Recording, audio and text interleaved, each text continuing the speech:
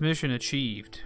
We're live on Twitch. Welcome to the VOD of another round of Dungeon Boys. Or Dungeon Men, should I say. Are we Dungeon Men yet? I feel inexperienced enough that Dungeon Boys can still apply. After 3 years? Well, yeah. Dang, we're old. We must be approaching our 3-year anniversary of playing D&D, sure, aren't we? I think so. We're well past our 3rd year anniversary. Well, it's 2017 when we started because it was right before I got married. I can't remember if we started playing. I don't think we started playing in the middle of the summer, did we? Yeah, we started playing in July. Oh, okay. No, it was like August 20th or something. No. I was coming 31st. back from Uncle Bill's funeral. That's what it was. July 31st, I have texts in my phone asking what we're going to eat for our first game session. 31st. So I guess it was sometime after that, so it was in August. There you go. So we've already passed it. 3 years. 3 years of Bam. playing D&D together. I know And that at one finally point I getting added returned. it all up, and because we were gaming like every single week for several hours a week, at one point we did pass like the 350 hour mark. Oh, Yeah, I yeah. remember that message. Yeah. Those were good times when we could just meet up at like 5 o'clock and game for 5 hours. Oh, I ate so Mhm. much food. yeah. That wasn't Oh. necessarily great, but the rest of it was pretty fun. Oh yeah. Welcome back, Shadow. Yes, we're already on again. I'm already back. Only been an hour and a half since I got off playing God of War. But we're back playing some D&D together. I've got my D20 shaped mug tonight. Bryce, drinking hot stuff out of it, much more difficult than drinking cold stuff. You really like. I'm trying to show it to the camera. There's 5 corners on the cup, and whenever you pull the mug to your face, you got to sip out of a corner. So it's kind of like sipping out of a metal butt crack, to be honest. Kind of a game of chance right there. A true game of chance. Roll, and it's not a D20, it's a D10. Sorry, everybody. Right. It's a D12. D12, whatever. D10 No, it's not. It's a make very D10. good coffee. Okay, fine. It's got 5 on the top, 5 on the bottom, baby boy. Boom. Baby And- boy. So Isn't it one hole for the mouth and one hole for the... no, one for the stop! Stop! No. You're right. Just making sure. Darn it. All right, everybody. We are going to get started on playing some D&D. If you are here, if you have arrived, you'll be lurking because you're still at work. Well, that's perfect, Shadow, because when it comes to D&D, I don't usually spend a lot of time, again, responding to chat. I read whatever's written. I'll respond if I'm able, but because part of this show is recording a podcast, and in order to not let the thousands of adoring fans who listen to our podcast, in order to not have them feel left out, I don't do a whole lot of, goofing with chat. Which reminds me, I need to turn off the channel points, lest someone asks me to do sit-ups, and I am beholden to do them. Disable. Disable! You won't earn any channel points for watching this stream, you crazies. This is just, you just gotta be here because you like it. Alright, everybody. You ready to hit the record button and let her rip? It's Boogie. Alright, we've got time, so we'll do a recap, and let's begin in 3, 2, 1. Hello, everyone. Welcome to another episode of Dungeon Jesus. Boys. Jesus is calling. He's calling Bryce. Bryce forgot to silence his cellular phone, and he'd better Josh's answer. fault. He sent the message. Josh, I did. you jive turkey. All right. It's your fault for starting this thing. The podcast has started. We've been playing D&D for a while. It's time to play Dungeon Boys. D&D. It's time to play D&D while we're Dungeon Boys. Welcome, Dungeon Boys. My name's Keith, and I'm your DM. I am Josh, playing the orc fighter Reginald. And I am Bryce, playing as Jericho, the shifter, rogue, ranger guy. I am Zenus, playing as Errol Derman, the Tabaxi rogue cleric. And that'll do, right? Has become an arsonist. Has become an He is an becoming arsoplist. an arsonist. Sorry, It took me about 45 minutes to get out that one word, and I was talking over you the whole time, and I apologize. Okay. Arson narcissist. I'm an narcissist. Anyway, let's do a recap, guys. What did you do last week? We did some things. And some stuff. We killed some wolves. Oh, there was so much stuff. First. Not as much stuff as things, though. Mostly, yeah, you're right. Not as much stuff as things. The things that we did were as follows. Kill some wolves. Yes. Blow up some heads. Yes. Yep. Be birds for a little while. Yes. Mm-hmm. Rescued a chicken in distress. Did we do Oh, that? yeah. I did. That's true, he did. I was somewhere else at that time. Rescued the chicken from the barbecue. So we You were also almost found that chicken in the barbecue, though. we found a carriage loaded up with things and knickknacks too. It was covered in bombs on the inside, Mm-hmm. which you could not see from the outside. Luckily, my trapdoor detection skills detected a trapdoor on the bottom of it. Luckily, and we is an understatement because based on the numbering of how much damage could have been output, you and Reginald could have been complete, like not incapacitated, just vaporized. that It would have been worth it. That is only would've the been first amazing. time that Reginald was almost barbecued that night. Right. If we recall. Right. Yep. I tried to open a door. And he suffered for it, Truly. I did. as is fitting. Not good with these things. Did Can't anybody put a rock in the door to keep it open? No. Or do No. we have to do the Peter Panda dance every time we want to go in? Peter Pan. Peter Panda for No, it sure. closed behind us, yeah, because Reginald said something about it. Bryce, remind me where Peter Panda is from. That movie where Vin Diesel is a babysitter? Oh, yep, the pacifier, dude. Oh man, there's some weird nostalgia. Vin Diesel in his white T-shirt. That door. They're He's not boobs. yep, exactly. His not boob white shirt is dancing around in my head right now. Sorry, Peter Panda. Yep, you nailed it. But yeah, that's what pretty he had much. to do to get into the vault. He had to do the Peter Panda dance. Yes. So to get the door, Xenos had to do the Peter Panda dance. Exactly, and that's exactly what happened. So let me tie all that together. They had just escaped Vallaki because they murdered the Baron of Vallaki. They had just Credit where credit is due. Xenos murdered him by accident. Credit where credit is due, but murdered him nonetheless. They sprinted away from Vallaki into the spooky woods. In the spooky woods, they were met with 3 wolves, dire wolves, which they handily dispatched by surprising them.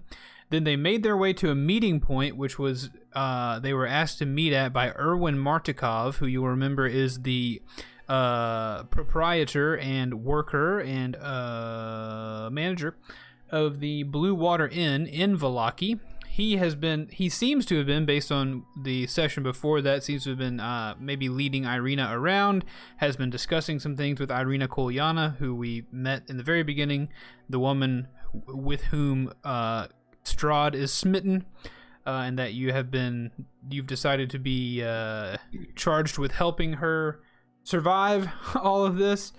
But Erwin says, I want to meet you out by this tower with Irina. And the only reason you had to meet by the tower is because you murdered the mayor. So you guys were headed to the tower. You arrived at the tower. You found all kind of good stuff. I'm sure a lot of the history of that will come back up in this episode. But yes, you found an old, what looked almost to be like a circus cart with no horses. It was kind of sunk in the mud a little bit.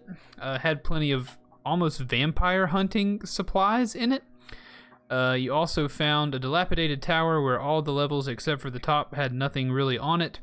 The top layer or the top level had a suit of armor that you threw out the window, a head that you smashed on the a severed head in a box that you smashed on the suit of armor, and a few other things. And now you guys are kind of downstairs planning, waiting, as Irina and Erwin are carting their way towards you to meet you at the tower, and that is where we will begin our play this evening.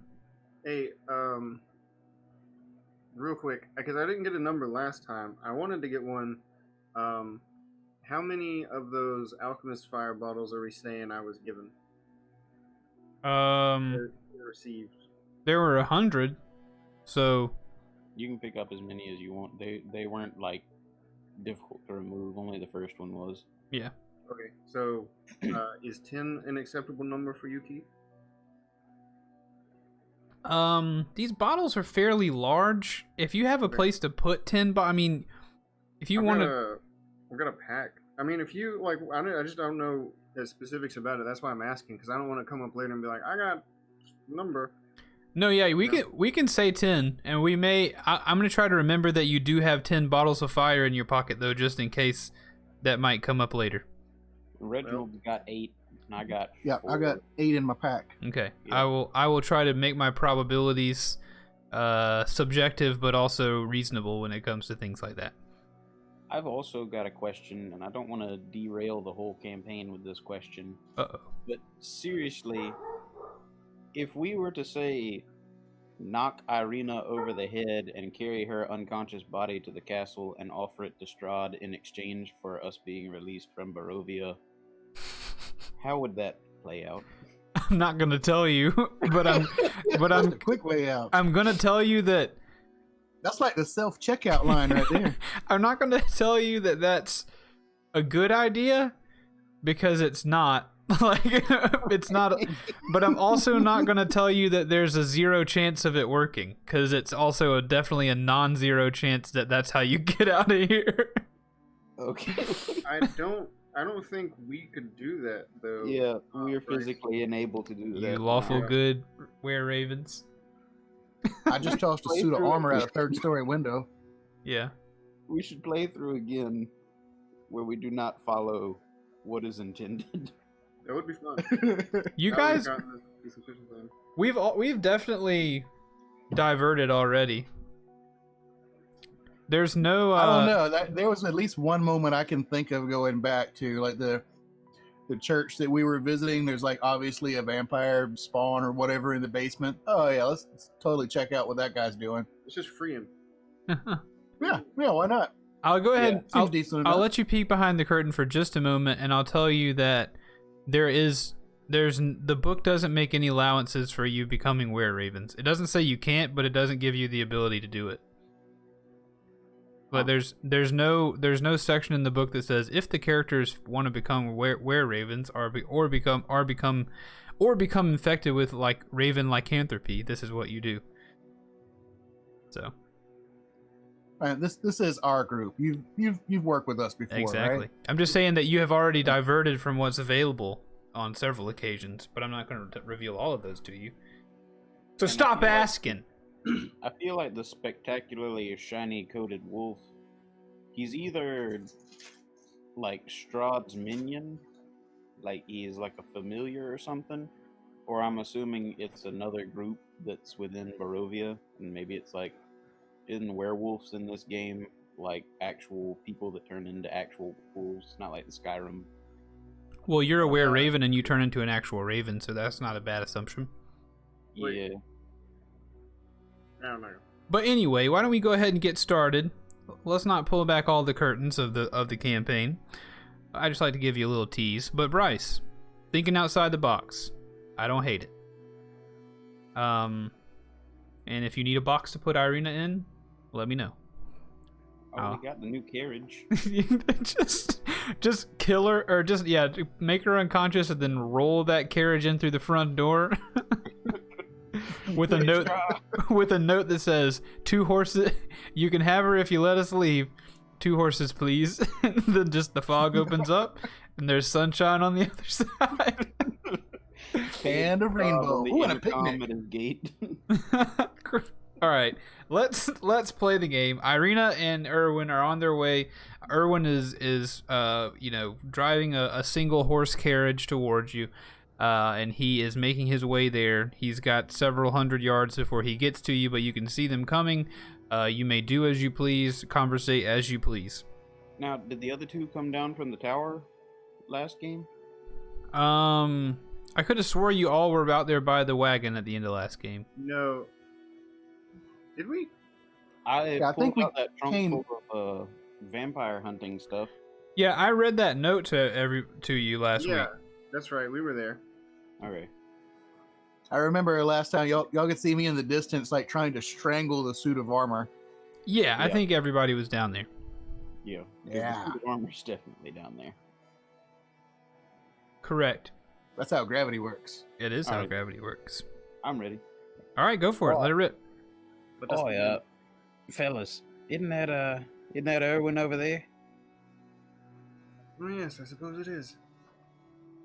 How far away is this dude? Is he like on the horizon, or is he like we He- just noticed that he is? He was a 100 couple yards- hundred yards out when you noticed him coming while you were Okay. tidying up that letter, and he's making his way slowly in this carriage. Hey, while we're waiting on him to get over here, I got one more idea about this armor. How about we prop it up in front of the door and sort of tilt it forward, and as it's falling, run like hell. Oh, when the armor gets to that, oh yeah, you go. Oh, okay, I love it. I love it. I'm gonna scoop up the armor and I'm running towards the front door. Don't Okay. stand straight behind it. Remember, you shot backwards as soon as you hit it. Get straight behind it. Got it. Yeah, I'll let him do what he wants. Big apologies for my Oh. stupid dog barking at this stupid time. Ah, you stupid dog. It's the ambiance. The Yeah. hounds out on the moors. Yeah, that's what you're hearing. You're hearing the wolves in the distance. That works for me. Right. Yep. Throw that armor That'd on be- that door, boy. All right. So I'm gonna stand the suit of armor up. Can I like pose it in any sort of way? Like, is it movable? Just not able to be disassembled? Yeah, it's posable. It's just not disassembling for you. All right. I'm sticking one arm of the suit of armor out, and I'm just extending one index finger while it's standing in front of the door. I want to use the I'm standing off to the side, but I want to use the end of my axe just to tip it forward so its finger touches the door. Okay, you do that, and I will reveal in short order exactly what happens. I swear, I think this book is haunted because every if this time is in the book, I'm worried. because every time I open it, the chapters are in a different place. It makes me so mad. Page 167. It says in the table of contents. It says if the characters pose a suit of armor with its index finger pointing out in the front of the tower door, go to page 167. So let me get there real quick, and we'll see what actually does happen when you touch the door. Roll a D1 to find out what happens. Okay, let me.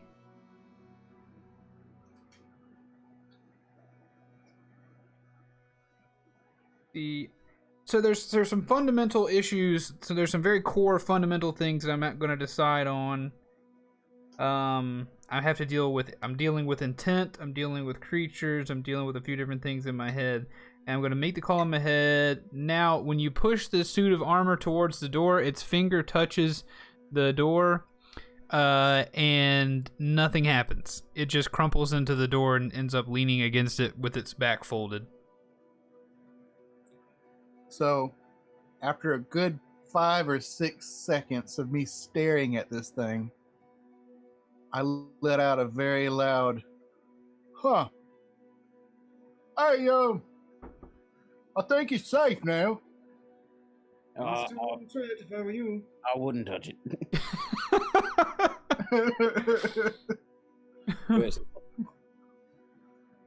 Well, I mean, it don't seem to be doing nothing. I want to reach out and just very gently tap it with the end of a finger. Reggie, no. Tap the end of the door. Tap the door.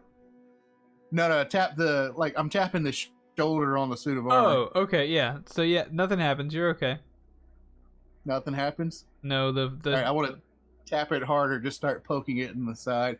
Hey, it seems to be all right, fellas. I think we go in now. Drag the armor away from the door, and if you want to go in the door, do the stupid dance.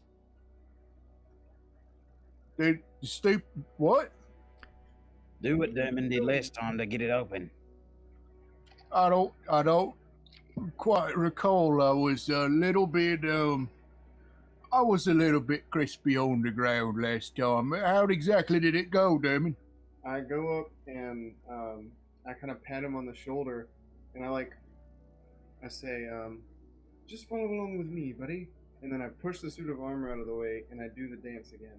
All But I right. do it slow, like I'm slowly, intentionally trying to teach Reggie this dance. Okay. So you exceptionally and accurately dab your way through the dance, and the door opens for you. Hey, so that's all we had to do last time. Yes, that is all. That's all that is required. Now, if you go in, I'm going to put a rock at the door, so hopefully it will stay open. How about put a suit of armor in the door? Oh, that's No. a good idea. No. We got this armor. It's too valuable to be a doorstop. Oh, I've got an idea. You said you Hey. found a severed head up in the same room as the armor. We sure did. Yes. Perhaps they're like magically entangled. Could they, I don't know, activate one another in some way? I want to kind of turn the suit of armor around to kind of face where I'm at and kind of like use a finger to smudge off some of the gunk on the front of it. They're already entangled, and I don't think it's going to work out quite right. What do you mean? Well, I had a solution to this problem. Brilliant solution. Brilliant. Brilliant, but wrong. The head Very wrong. is no more, as its bits lie upon the floor. You blew up the head, thinking. Well, no, I mean, it just kind of impacted it rather violently. Some of it's still up there if you think we ought to go get it. No, I think something would have worked if it was going to work at all. Boys, it might be just time to give up on the shiny suit. I'm sure it means something, but it might not mean anything for us. Yes, I'm beginning Well, to agree. Maybe we could hide it somewhere. And that way we figure out why it's all locked up like this. We come right back and we get it, right? Well, I'd actually like to pitch an idea to you boys while we're talking about storage places. We seem to have lost our fabulous cart in the town where Derman killed the mayor. But He did do that. the gods above have seen fit to drop in our laps a perfectly good cart full of vampire hunting supplies, enough explosive bottles to blow up the castle in the first place, and it's got a nice paint job on the outside, if I say so myself. Do you want to blow up What, the town? No, not particularly. Oh, I'm sad. I'd like to keep everything that's in the cart. It's also got a trap door on the bottom. If anybody tries to mess with us, we can sneak away. It's got a lot of features that our cart doesn't have. But the only feature it's missing is the horses that would normally locomote such a device. I gotta say, I'm getting kind of keen on this idea, but what about the chicken? We can keep the chicken. Maybe the chicken has something to do with the armor. I don't know.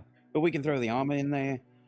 And as I said, there's a small problem of Yeah. not having horses to pull the cart.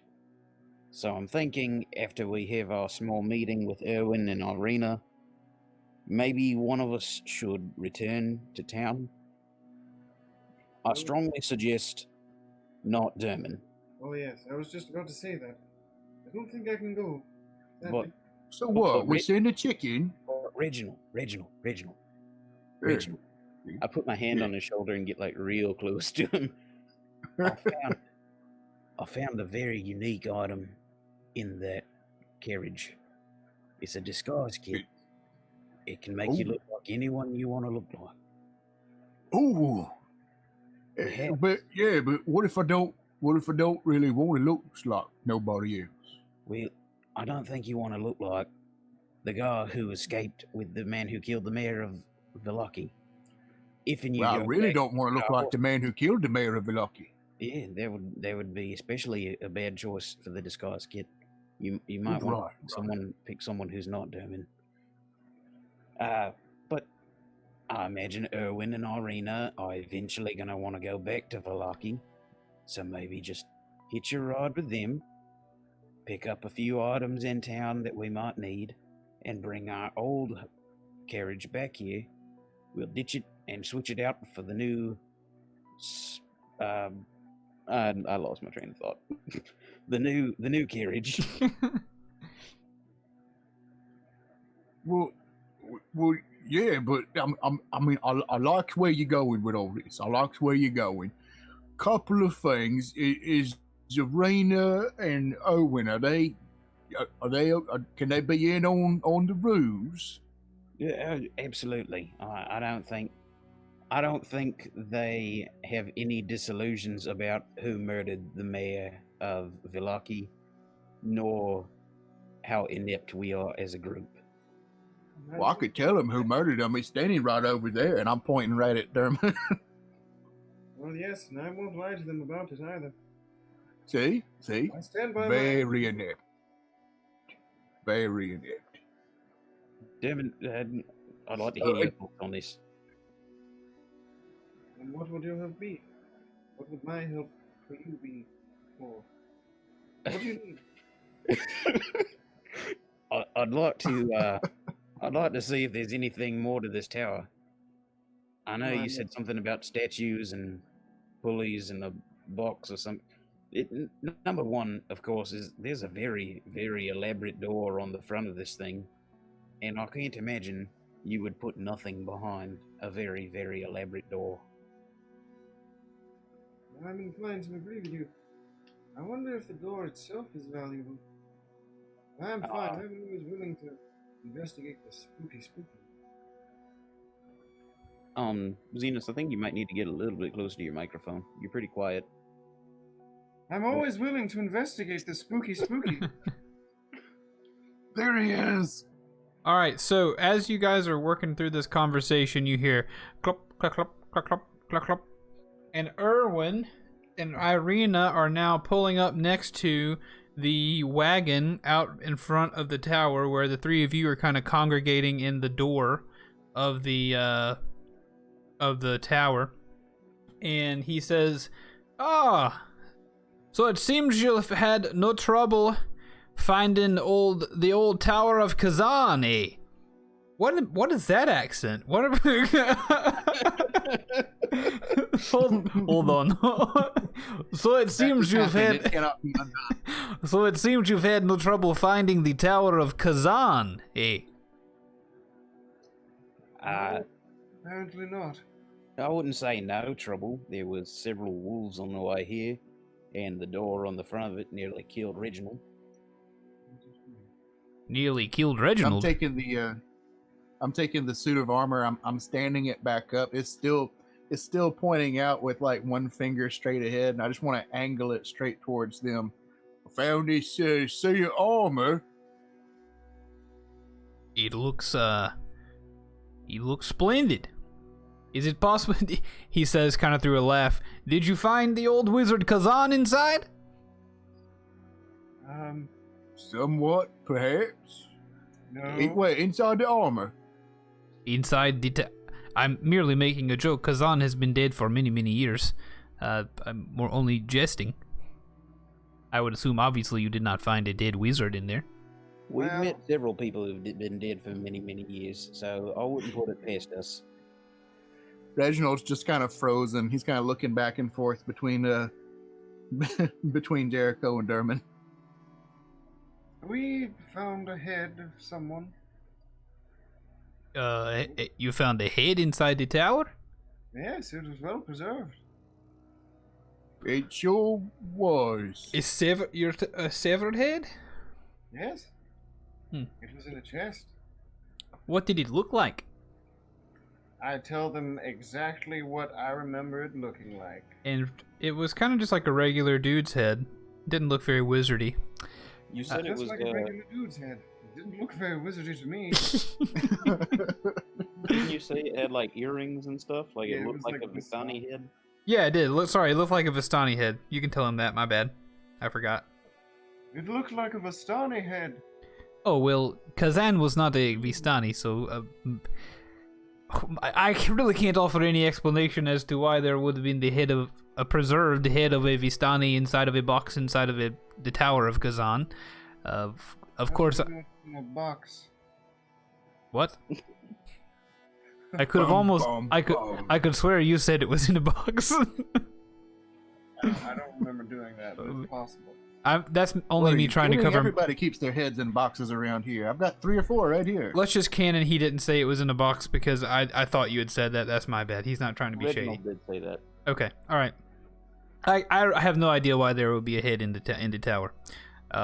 All I know is that the only place that not many people go, well, there are plenty of places not many people go, but somewhere that's close to Vallaki that we could meet would be the crumbling Tower of Kazan. But it seems that someone else has been setting up shop here for a while. Yeah. I'm gonna show him the note. Mm-hmm. I forget the name that was on the note. The Journal of Rudolph Von Richton. Yeah. So, While all this is going on, I'm trying to shove the armor into that back trunk on the carriage. Okay. we found, it looks like a burned journal of some kind. It's, Rudolph Von Richton. Based on the things he was carrying with him, he appears to be some sort of vampire hunter. And if you can see, this is a rather gaudy carriage that he had. I believe that he may be the Vistani that they found debodied in the top of the tower. Von Richton. It does not sound like a Vistani name. Von Richton is the name of a vampire hunter. The whisperings of his being here in Barovia have been floating around for some months now. This seems to offer proof that he is indeed here. You know, come to think of it, this is not the only wagon that looks like this that I have seen recently. There is another wagon like this in Vallaki, actually, at the depot. I wonder if Von Richton could be somewhere in Vallaki, possibly? Have you seen anyone like this, Irina? No, I've stuck closely to the inn. I'm not interested in being out and about town just in case someone who wishes to do me harm might try to do me harm. I haven't seen any one like this. Very well. It's possible. I will do some investigating. See if I cannot find if this Rudolph von Richton might be truly roaming around and be more than just a rumor circulating around people's slicey tongues. We might be sending our friend Reginald back with you to Vallaki. So maybe the two of you could dig up something on this Rudolph. Back to Vallaki. This is not impossible, but I do want to go ahead and give you the information and the reason that I've asked you to come out here and meet me with Irina. Of course, the goal was for us to have this conversation in the comfort of the Blue Water Inn. Maybe we have some lamb. Maybe we have drink a bottle of 2 of the purple grape marsh that you helped me to get from my father at the Wizard of Wines. But of course, one of you, and he leans over and looks at Derman for a little bit, murdered the Baron of the city in which I live. Now, granted, this is not a bad thing. The world is a better place for not having the Baron in it. I can assure you of that. To be fair, I did not try to kill him. I merely tried to warn him. That you have fault that he died. You have a funny way of warning. I hope not. I hope I am never in need of being warned. So Reginald has given up on trying to shove this thing in a trunk. He's just taking out his rope and he's just trying to just tie it standing up straight to the back of the carriage. Okay. It's It's still pointing straight ahead. Like I'm having it point like straight out over the top of the carriage. it's difficult, but you're getting it done. The reason I want to speak to you is that Irina has been... Well, showed him. Irina kind of hops down off the cart and walks over to you, and she shows you the bite mark that where Strahd had bitten her. If you'll remember her getting bitten pretty early on in our campaign. And she had already been bitten once or twice before that. So you can see on her neck where these bites have occurred. And there's this like dark magical essence crawling out from that area. And it seems to be like throbbing a bit and slowly extending. If you wish to react to that, you may. Otherwise, I will keep speaking. That's not looking too good. What the heck is that? I can only imagine that I've been infected with something, if not full-on lycanthropy, by the Devil Strahd. I don't know why he is so hell-bent on having me as his spawn or his thrall or his wife. I do not know, but I believe he's taking over me. Yes, we believe, based on what we know, that Irina, if nothing is done about this, she is not long for this world. And so we have done some thinking. I sent a letter to the priest of Barovia, and he tells me that there is but one possible way he knows that we can stop this from overtaking her, that we can keep this sickness, this devilment from overtaking Irina. And we believe that if you can get her to the blessed pool of the Morning Lord in the village of Kresk, I don't know if it'll work, but it's the only blessed place in all of Barovia. Everywhere else is a hellscape. Everywhere else has been forsaken by all the gods, but the blessed pool of the Morning Lord in the village of Kresk, seems to be the one last bastion of possible hope of, or at least of a little bit of a god's presence in this world. And we believe that maybe if she were to drink from the pool, if nothing else, could it possibly fight back the lycanthropy, the sickness that is in her body, and maybe possibly not save her from the Devil Strahd, but at least pull some of his claws out of her flesh for the time being. Now, do you think these magical waters that you're talking about would have their same effect outside of the pool? Because Irina is in danger now. She's in danger anytime she's outside of Villaki. I don't believe that I think the pool, the farther the water gets away from the pool, the less effective it can be. It's something about the pool, not the water. So we need, what I'm asking, and what I'm asking is that, would you please do me one more favor and accompany me to one more town? And maybe two if you want to bring me back here. Boys? Hey, what's that, dude? They want us to go on another adventure with Irina. Oh, it sounds good. Oh, I'm always down to help anyone in need. Of course you are. Alright, we're in. How much are we getting paid? how about this? If you can successfully take care of this free food, free wine at the Blue Water for life, as well as I'll take up a collection for the next couple of days, and we'll see how much gold I'll have by the time you return. Hot damn, that sounds like a winner to me. Thank you, fellow, so much. I'm in your debt, and I pray this will be possible. We will just have to keep heading west down the Old Svalich Road. It's the westernmost town. I doubt you've been there. I know you've been to the Wizard of Wine, so you probably turned off the road before you made it all the way to Kresk.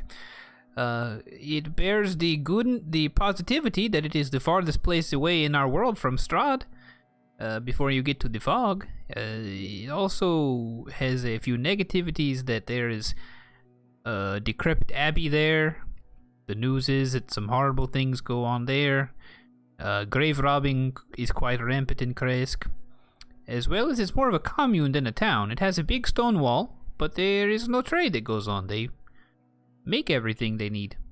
But this is... You don't need a history lesson on Kresk. I'm very grateful that you would take me.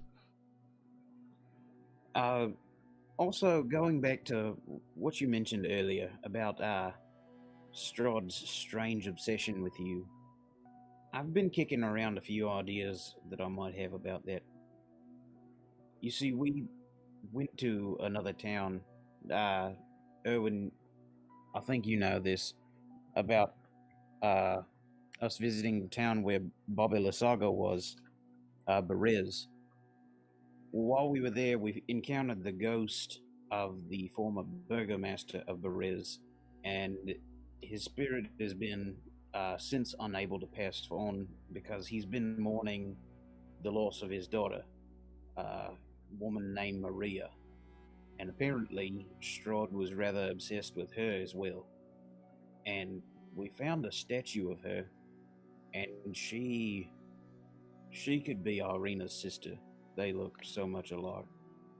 And I don't know if it's just one of Strahd's hang-ups that he thinks that you are her, or if it might be something a bit more arcane at play here. As we have spoken with Muriel of the clan, and she mentioned that she has a theory that souls don't actually leave Barovia, and that perhaps they just get recycled. It is strongly possible that you may be some descendant or reincarnation of Strahd's former love. Well, that would make the theories, the beliefs of Barovia to be true, because many people believe that there are a limited amount of souls in this god-forsaken land and that none of them can escape because of Strahd's magic. So I wonder if it is possible that in a way, this girl of which you speak and Irina could be the same in a way. Could they share a soul somehow? It's entirely possible, I suppose, but entirely impossible to prove. Well, I don't know if anything is entirely impossible to prove. Maybe Kresk will have some answers, or maybe I will find some answers with Reginald. If we go through with your plan. Or maybe the only answers are to be found at Castle Ravenloft. And I fear that is not the case. I'm afraid of that as well. Now, while I do have the two of you out here, I'd like to go over a few other things that we've encountered in our many adventures. Hang on. I just want to talk to him about the prophecies that we have, but I need to pull that up wherever that is. I got you. I got it too. I got it. There it is. Okay. Open original. What do you have anything in mind which one you want to hear about? Yeah, I need to look over it real quick. Okay, go for it. I'll do some BS blathering while I go through it. So Reginald is... Go ahead. No, you do it. You can fill some time while I figure this out. Cool. So Reginald has finally got this thing fairly well secured. It's like there's so many coils of rope around this thing, like it's not moving. It's not moving, but it's all tied together with like a neat little bow, like you were tying a shoelace. This is not even like a serious knot. It's just meant to be decorative. Okay. So the suit of armor is standing on the back on that chest that's on the back, and he's just pointing straight ahead over the top of the carriage. This is kind of perfect. an anti-hood ornament, really. It's on the backside. A nega hood ornament. Yeah, exactly. Hmm. Exactly. I like it. So I'm just standing back from the cart. I'm kind of like examining my work, appreciating the detail of craftsmanship. Yep. I'm sure you did an exceptional job. Mm-hmm. Mm-hmm. Yeah, I found my notes on it. See, I wouldn't normally put stock in something like this, but I had an older Vistani woman shed some light on my future in some strange fashion. She used these mystical cards, and she told me what could or would happen in the future for us. And like I said, I wouldn't normally put stock in it, except it predicted that I would meet your father, and I did. The card was the raven, said I would find the leader of the feathered ones among the vines, and he would help us in our fight. And that very well happened. But there's a few other ones that we just haven't found anything for. And I was wondering if either of you would know anything about this. Sure. I asked Muriel, and she said that this one here, referring to the Mad Dog's Crypt, apparently it's in the castle itself. Yes, there is. If the card refers to the Mad Dog's Crypt, there is a large crypt in Castle Ravenloft, and there aren't a numerous number of crypts, so it is a high probability, 95% chance or more, that the Mad Dog's Crypt does exist within or underneath Castle Ravenloft. Yes, that, and the first one she pulled, the priest card, she said that we would find what we seek in the castle amid the ruins of a place of supplication. And I only know of one castle. Yes. Barovia. There is but the one castle, so this also should refer to something in the castle. In the place of supplication, I assume that this will be a place of prayer? A chapel, maybe? Every castle has a chapel, a place of worship. I have to imagine that a place of prayer, something like this, is this place of supplication. That's what I was thinking. Then there's this one, and I have to wonder if you can help us out with this. The card of power and strength, the sword of sunlight. It's the only clue she said was a woman hangs above a roaring fire. Find her and you will find the treasure. I don't know if this is a true woman dangling above a fire. I don't know if she's alive or dead. I don't know if it's an effigy. I don't know if it's just a metaphor entirely. I don't know even if it's true. But a sword of sunlight against a vampire, that sounds like it'd be very, very useful. Yes, of course, a sword of sunlight sounds as though it would be extremely useful against a creature of darkness such as Strahd. I'm sorry, I cannot offer you any guidance. I too do not know.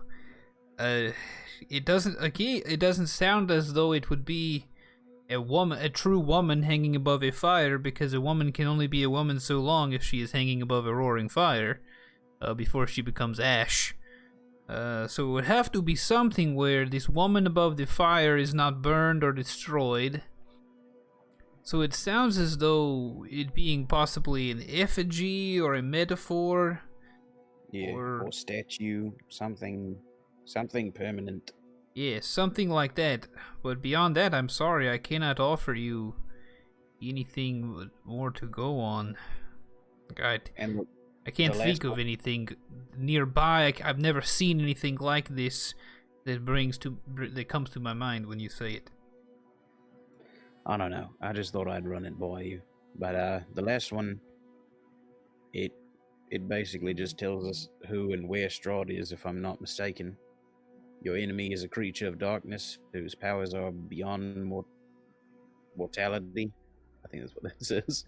This card will lead you to him. Yep. lurks in darkness where the morning light once shone, a sacred place.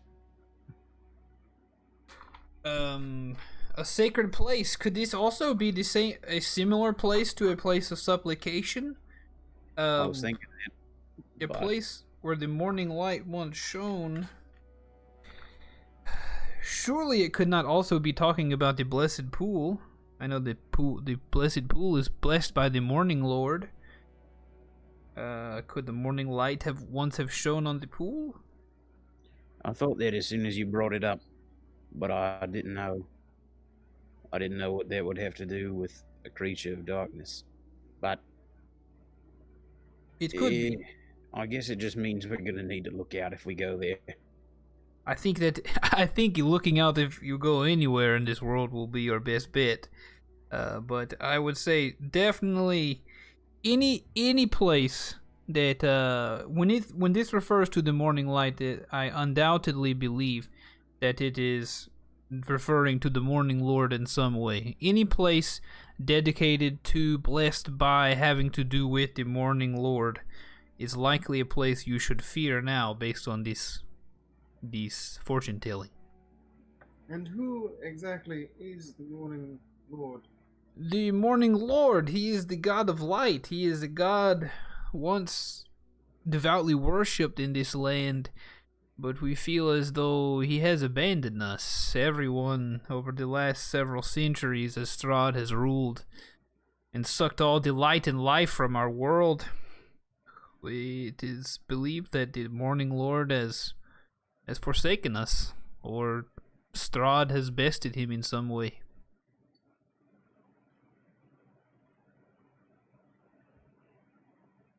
Strange. Interesting. All right. Well, I don't really have anything else for you. I guess if you and Reginald want to start heading back, Irina, Dermot, and I can explore this tower. This sounds like a good plan. We can see what's going on both fronts, and we'll meet back here, say, noon tomorrow. Reginald, would you like to join me on the trip back to Vallaki? Reginald is over there. He's like literally like kicking the wheels on the wagon and stuff. He's like it's like buying a new car. Like he's going through everything, making sure there's nothing out of the way. Hey, you going back to town? You say?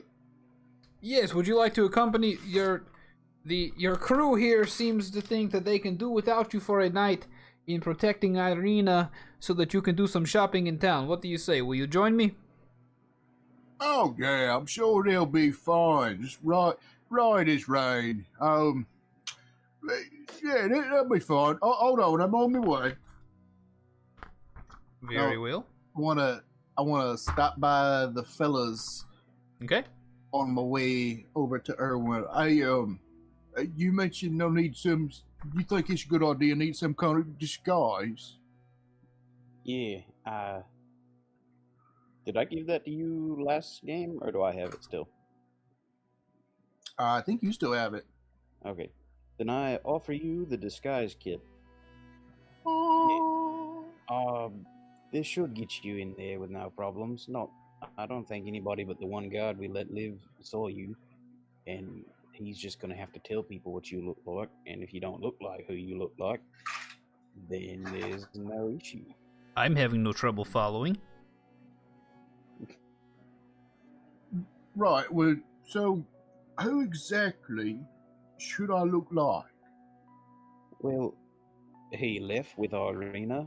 It would make sense he'd return with Irina. Erwin laughs.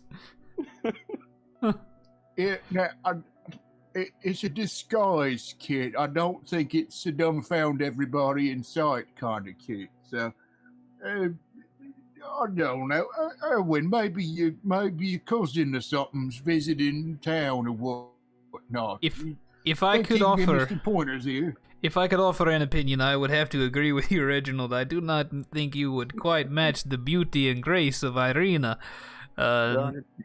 Just from your large stature. I was sort of thinking it was the other way around. but you know. Yes, of course, absolutely. You are very beautiful, very graceful, despite your odd-colored skin. Let me give you this. I would happily allow you to be my cousin. You can be from out of town. Say you're coming in from the winery. I do not know. But I would happily bring my cousin back to Vallaki.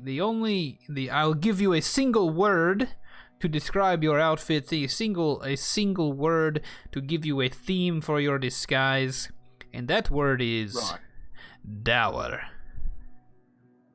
This is Barovia. Dour. You need to be looking very dour. Dour. Oh, I Dour think of I dour. can pull this off. Hey, now, what should I do with my axe? What should I do with my weapons? There are people who wield weapons in Barovia. They should not draw too much ire. I feel better already. All right, I'm ready to give this a shot. Hey, you fellas gonna be all right here by yourself? Yes, we should be fine. But Reginald, I want to give you a parting gift before you leave. I walk over. No, you keep the chicken. It should be with you. Oh, no, I don't really care what happens to the chicken. I want to give you this potion of healing in case you need it. I'm most certainly gonna need it. That brings up a good point. You think you could pick up a few items while you're in town? Yeah. Just let me know what you need, and I'll pick it up while I'm there. And I'll most certainly need a potion to heal. You saw I had difficulty with the door. I don't know how I'm gonna deal with the whole town. I don't know. It's beyond me. Wait, Erwin's got me back. He'll be all right. Erwin, you wouldn't happen to know of a particularly skilled crafter around Vallaki, would you? Well, let's see. Skilled in what? There are many craftsmen in Vallaki. Many of them average, some of them good, and many of them poor. What do you need crafted? We found several large bottles of alchemist fire, and I was wondering if they couldn't be combined with, say, arrows or crossbow bolts. Let us see. There's no one that I know that is a creative fashioner of weapons, such as that in Vallaki, but there is one man,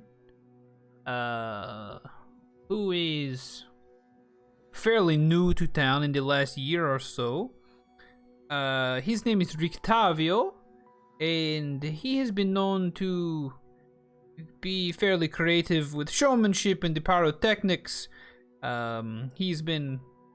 maybe he's a ringer who was brought in from the Baron to produce happiness in the world, but I've seen him do some very, very intriguing pyrotechnic displays. It's possible that he could maybe fashion something. I make no guarantees, but he is the only man who comes to mind. Alright, well, I'd like to send some crossbow bolts and a couple bottles of the fire with you and see what can be done with it. Yes, we will be very careful with it. I will point Reginald in the direction of Rictavio. Meta, Thanks, Erwin. Appreciate it. how many potions to arrows? I mean, is it like one whole bottle to one whole arrow, or? Did you find a that- Did you find a bag last week that holds more than it looks like it ought to? I don't think so. Okay, couldn't remember if that one or not. Okay. No, I don't think we've had a bag of holding yet. That's gonna be you can decide how much you send. That seems a little bit. I don't want to give you too much of an idea of how much to send with him. All right. Or We're going whether in a it's- wagon, so I mean, it's whatever. Well, I'll send all 18 normal crossbow bolts I have, and all 5 of the potions that I have. Okay. And Erwin, one other thing. Could you? I guess I should direct this at Reginald if he's going to be the one going to the crafter. Reginald, you remember the freezing cold moss we had? Right. I've already used mine. You still got some? Yeah. could you perhaps find a well-insulated pouch that could hold it, as well as a glove that I could use to handle it? Got it. I think I could try to find that. Excellent. And I'm gonna give him 350 gold. Okay. See what you can do with this, and pick me up a potion of healing if you don't mind as well. One real big one or a lot of little small ones? One medium-sized one if they have it, or if not, then one larger one. And some new crossbow bolts shouldn't be too expensive. I think you can get quite a few of them for just a few gold. So another quiver of bolts. All right. Hey, Dermot, is there anything else that you might need? Just a potion of healing, I think, would be good. As many of those as you can find, but no more than 3, I think. It's a bit hard to hear you over there. What? You said 3? Yes, just about 3. I think that will do. Some small ones, possibly. Very good, very good. There's nothing else, you sure? Nothing comes to mind at the moment. I think I have all I need. Unless you'd be willing to sell something for me. Hey, I'm gonna be in town talking with some merchants. I could try. What you trying to sell? Well, I don't think I'll be needing my bow and arrows anymore. Right, you want me to sell those for you? Sure, if you want. Or if you'd like, you can keep them yourself. Oh, you suppose you'd mind? No, not at all. I don't use them. I tell you what, I don't have anything what can really reach out and attack somebody from afar. I better hold on to it for a while, and if you decide you need it back, it's always handy. That sounds good to me. I have All short right, bow then. and 14 arrows left. They are yours. Hey, I can work with that. Yeah. While you guys are talking about this, Dermot, just want to remind you, you have several gemstones in your pocket and some other things that are probably worth a lot if you're trying to make some money, or if you don't remember those. Well, you gave me just the monetary value for the other gemstones, and then I've still got the bag of 5 gemstones. Correct. Um, Those do not carry the same monetary value as the others. but that's what they're basically worthless otherwise. Cannot confirm or deny that. Just wanted to remind you that you do have several whopping gemstones in your pocket. I'm just gonna hang on to those for now. Okay? Cool. Yes, I think that would be all for me. Just the 3 health potions, please. It never hurts to have more health on hand. 3 health. Got it. I could do that. Erwin is hopping back up on the cart as Irina has come down, or she's already come down. He's hopping up on the cart and he says, "Reginald, shall we make our way back? It's possible we could make it back before morning." Before we go, with the disguise kit, I have no proficiency with using that. Would it be best to get somebody who would be proficient with that, or just we're gonna slap it on and hope for the best? Erwin notices you looking kind of down at the disguise kit as if it's something that you've not seen before, and Erwin says, "Before we get back to town, I will make sure you have a decent disguise. Do not worry, Reginald. I'll make sure you are undetectable." Much obliged, Master Erwin, much obliged. I think I'm ready to get on the way. After all, we can't be good at everything. Speak for yourself. Oh, I know I do. He snaps his reins and begins to turn away, and he says, "Well, hopefully you have an uneventful evening, Irina. Keep yourself safe. I leave you in the capable hands of Dermot and Jericho. enjoy your evening at the Tower of Kazan. Certainly try. And I assume that Reginald shall see you in the morning. Or tomorrow, midday. Hey, good luck, fellas. Hang tight, I'll be back with the stuff. And good luck to you too. Clippity cloppity clippity cloppity clippity cloppity clippity cloppity, going down the road back to Valaki, going to the bar, gonna drink some sake. Erwin. Sorry, No. I like to sing. No, just no. Erwin. Focused on the drive, that's all we need I was now. trying to. I don't like this station. I was trying to produce a transitional moment, but I couldn't think of anything else that rhymed with Valaki. I don't think there is anything else that rhymes with fly. There's not. If you guys don't mind speaking for a moment, I do have to go to the urination station. If you guys want to take this transition moment to chew the fat for just a second. Actually, if one person's already going to release the stream, I am as well. So, Derman, Enter Reginald, the brief intermission. What? What am I supposed to do? I still don't know where my microphone is on this device. I think it's not. You have a device? My You're getting colder. Is it Colder? Is it up here? Wait, Is warmer? Is it here? Warmer. Well, Yes, is it much- over here. Yes, that is it. You are on fire. Is it right here? Is this it? Yo, that's it. Oh, that's so tiny. That thing, Right? very small. Wait, where'd you go? It's like if I'm not right on it, it's useless. You gotta wrap your mouth around it and just make mouth noises. Oh. That's perfect. Just do that through the rest of the campaign. Yep. That's it. I'm literally like an inch away from the thing. What is it? Is it like a laptop mic? Yeah. Hmm. I'm Hey, back. Oh, man. That was more than I Send was to expecting. me. Send to me your address. I have a set of Turtle Beach headphones I'm not using. Just Ooh. go ahead and hang on to them things. They might come in some handy. That would be very nice. Thank you. They got the And microphone on them If you and like a want the 37-foot cable.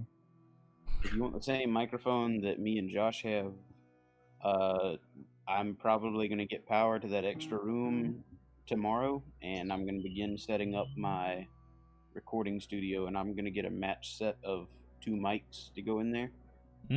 So I probably won't be using this one yeah. anymore. I'm If you back. want- Sorry. Welcome back.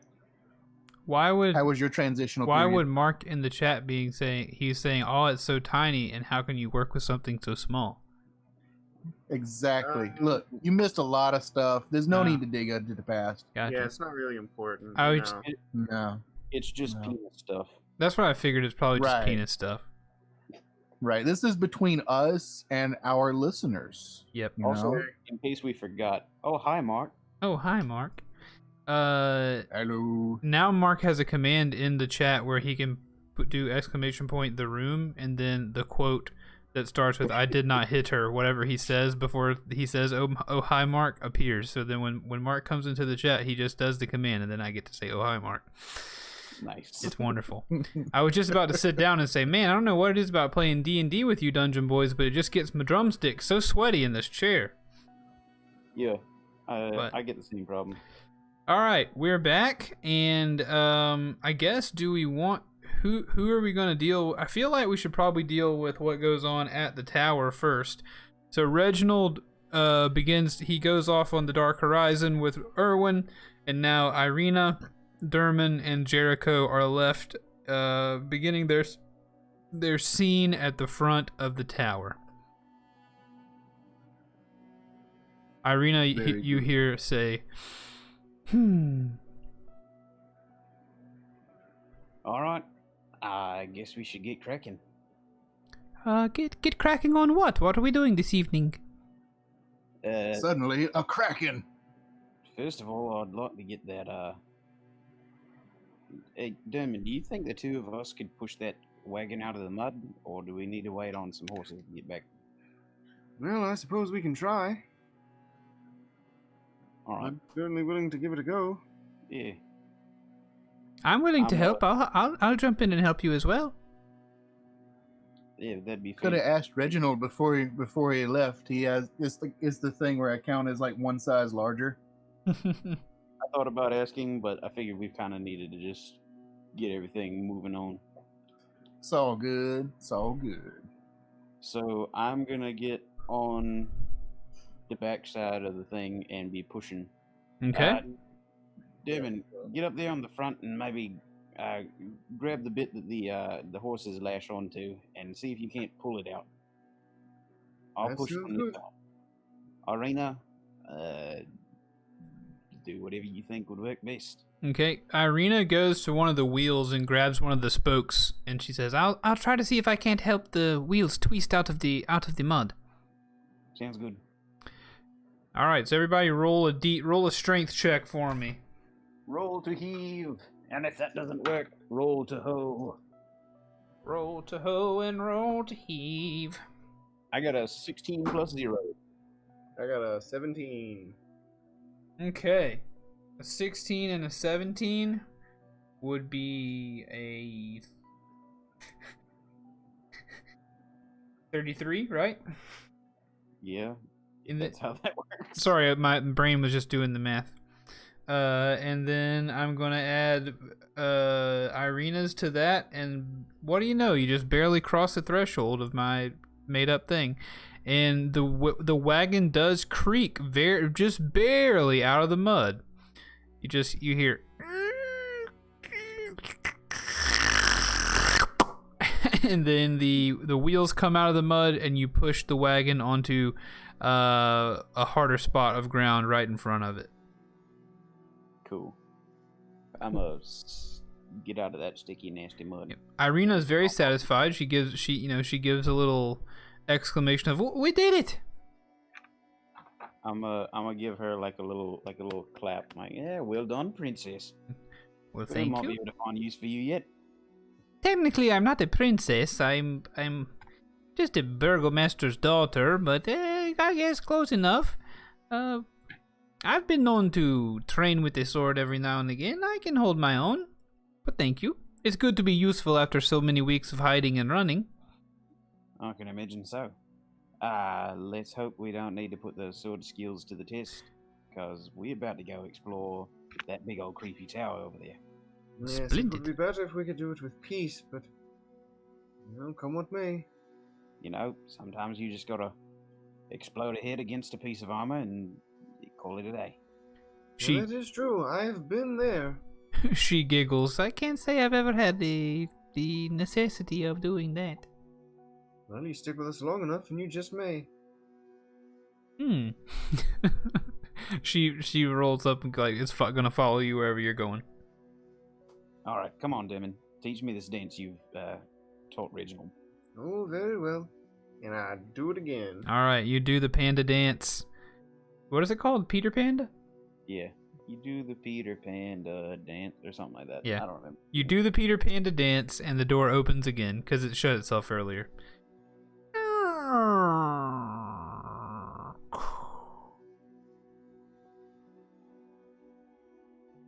Oh, no. First? Ladies, I feel as though ladies first shouldn't apply in this specific moment. Well, that is Alright. true. So Catman ready that's been in there up. before first, then. What? Yes. You go first, Demon. That's what I'm saying. Oh, fine.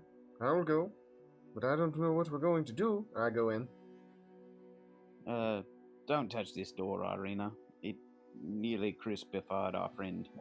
I will steer clear of it as she unsheathes her rapier to walk into the door.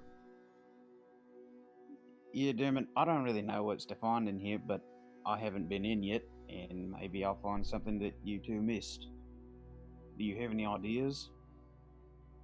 Not at all. There's a lift of sorts that seems to be broken. There are several floors above. Might try finding something up on the top floor, but I suppose since we've got to go up, we can work our way that way. Was there anything locked? Doors you couldn't make it through in here? Were there, Keith? No, there wasn't anything. There were no doors that you couldn't make it through, I don't think. None that I've found. Now, I didn't look too hard, so there may be something hidden in here, but I doubt it. Alright. This might be over faster than we thought then.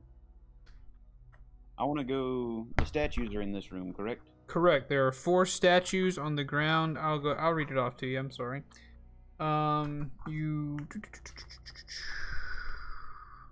Whoop. The flagstone floor is strewn with debris, and a few old crates stand near the east wall. A torn curtain to the south partially obscures the tower vestibule, which you've walked through just now. A 5-foot square indentation in the center of the floor contains 4 pulleys attached to taut iron chains that stretch up through a similarly sized hole in the rotted wood ceiling. Inside that indentation looks to be an elevator.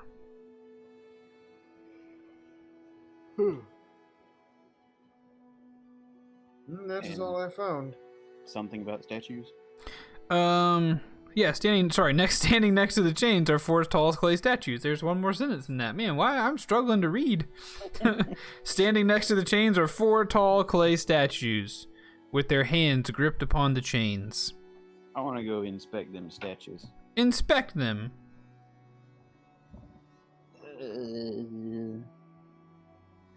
Roll a nature check for me.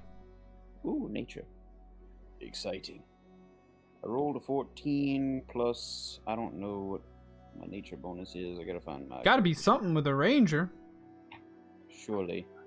Though, you know, rangers very rarely have anything ranger-like as far as the numbers go. They have nothing useful.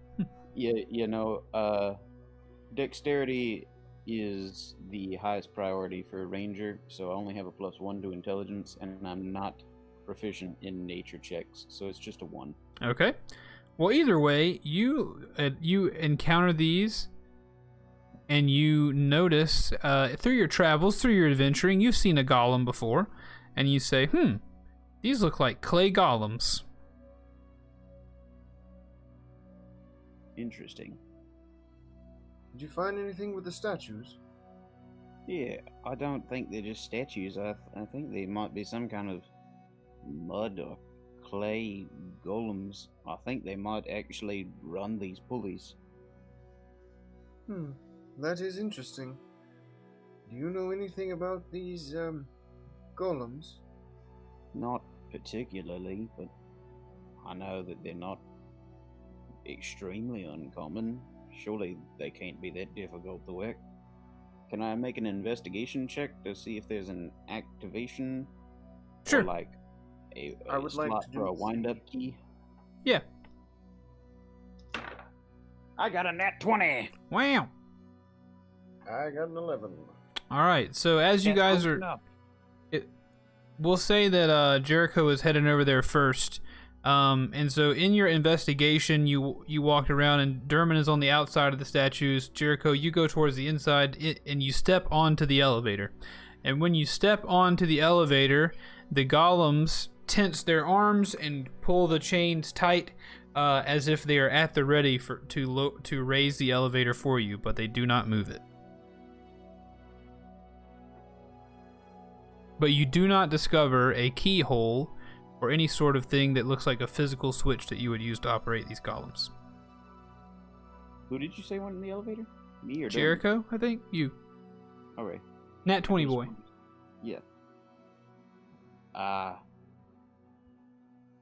Second floor? I say to the golems. Whenever you say second floor, the golems begin pulling the chains in unison. The elevator is the elevator is not a smooth ride. The platform rises or lowers 5 feet per round, it seems, and the movements are very jerky.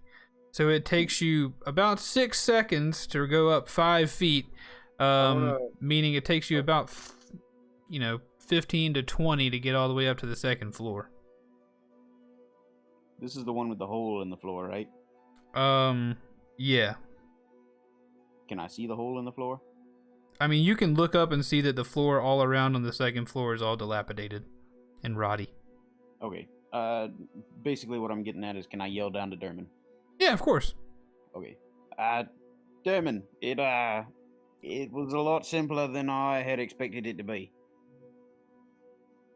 I mean, Yes? this room is pretty small, so we should probably act it out as though he saw this happen to you. Also, I was going up toward the thing. Yeah, you were investigating it, so he was right there when it happened. Away from him when it happened. Yep. I have an idea. If there's gonna be a secret in this tower, I imagine it's gonna be found either now or not ever. Golems, first floor. So, yep, the golems stop and then begin to lower you jerkily back down. Let me know, have I touched down? You touch down at the bottom. Alright. Golems, basement. Ooh. The golems do not move. Darn it! It seems there is no basement. Oh well. How cool would that have been? That would have been very cool. I get on and I say, Golems, take me to the top floor, please. Irina hops on as you speak those words. She says, "Don't leave me at the bottom." As the golems begin to jerkily take you up the 40 to 50 feet that it is required to get to the top floor. It takes you probably a good 2 minutes or so to get all the way up there. You pass by the second floor, which on the second floor, dust and cobwebs fill this otherwise empty room, the wooden floor of which is badly rotted and partially collapsed. Then you hit the... Good gravy. You can hear the dogs from outside. It's the hounds. Time and the elements have all but destroyed the third floor, leaving a gash in the northwest wall and slimy mildew on the walls. The wooden floor is completely rotted and has begun to fall away in places. I'm going to have an aneurysm. Is that your groceries? It might be. I'll find out in just a little bit. Okay. I'm sure it probably is. Yeah, to anyone listening or watching, because I'm doing this and my wife is elsewhere, she ordered groceries to be delivered to the house. So it's probably someone on my porch dropping off groceries, which I will have to go grab in a little bit if that's what they are. But you arrive at the top floor, in which you see the top. Unlike the levels below, this room shows signs of recent habitation, and although the place reeks of mold and mildew, it has plenty of creature comforts, including a cozy bed, a desk with matching chair, bright tapestries, and a large iron stove with plenty of wood to feed it. Light enters through arrow slits as well as through dirt-covered windows and broken shutters. Other features of the room include a standing suit of armor, which no longer exists there, and a wooden chest, which is open. There's also quite a lot of viscera on the wall with a silhouette of a suit of armor where the clearness is. And old wooden rafters bend under the weight of the tower roof, which has somehow remained intact. Mounted to the rafters are pulleys around which hang the iron chains that support the elevator on which you stand. Irina gets to the top and you hear, "Oh, what went on up here?"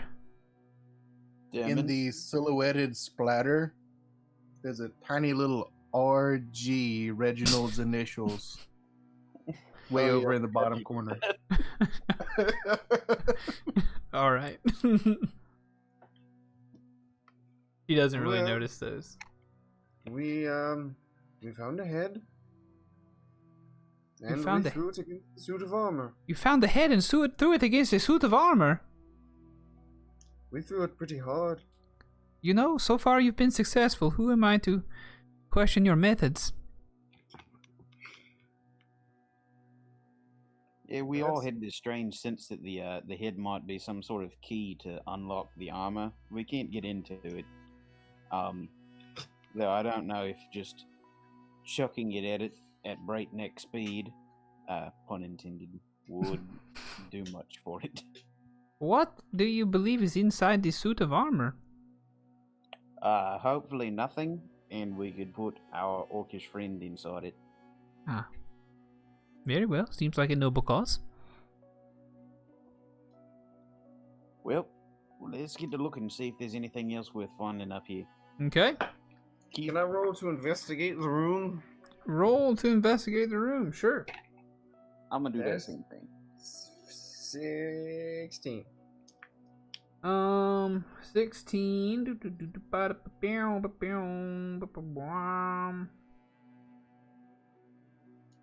While you're figuring that out, along the road, just to avoid the awkward singing from Erwin, I've pulled out my pipes and I've started playing a little tune. Not I specifically like not have Erwin in the fear or Yeah. that the pipes put out, but yeah, I'm keeping up a little ditty so that he's not compelled to start that again. After a few moments of you doing that, Erwin just he leans over and politely says, "Just started learning today, eh?" Well, yeah, you can really tell, can't you? I don't know if I like this station. And we cut back to the tower as he politely insults your abilities. But I do like the image of you trying to play a tune while you get back to Vallaki, and we will cut back to you very shortly, Josh. Well, I just figure that it's fine to cut away. I just figure it'd be good to just kind of get that in there as like I'm actually practicing with him. Yeah, he allows you to practice. He knows his singing isn't very good, so he's telling you what sounds good, telling you what doesn't sound good, helping you. By the time we get to town, like he's singing and I'm playing, it's just absolutely horrible. Is this ringing any bells for you, Josh? Do what? Is this scene ringing any bells for you? Road to Vanador. Oh God, yeah. Everybody knows Road to Vanador. If you don't, I'm sorry. I'm truly sorry for you. Yeah. But yeah, Brax, you're right. That's awesome comparison. Book series, guy and his dad are guys like an all-powerful wizard can teleport anywhere in the world, but he's moving and his dad insists on helping. So they brought a carriage and just him and his dad have loaded up and they're going cross country to his new home. Dad is very, very bad at singing, and he sings the whole way. Oh man, that is funny. Across a continent. Just a cool continent ride on a wagon. Mm-hmm. It's not quite that far for you, but your investigation attempts, what were your rolls? Well, 16.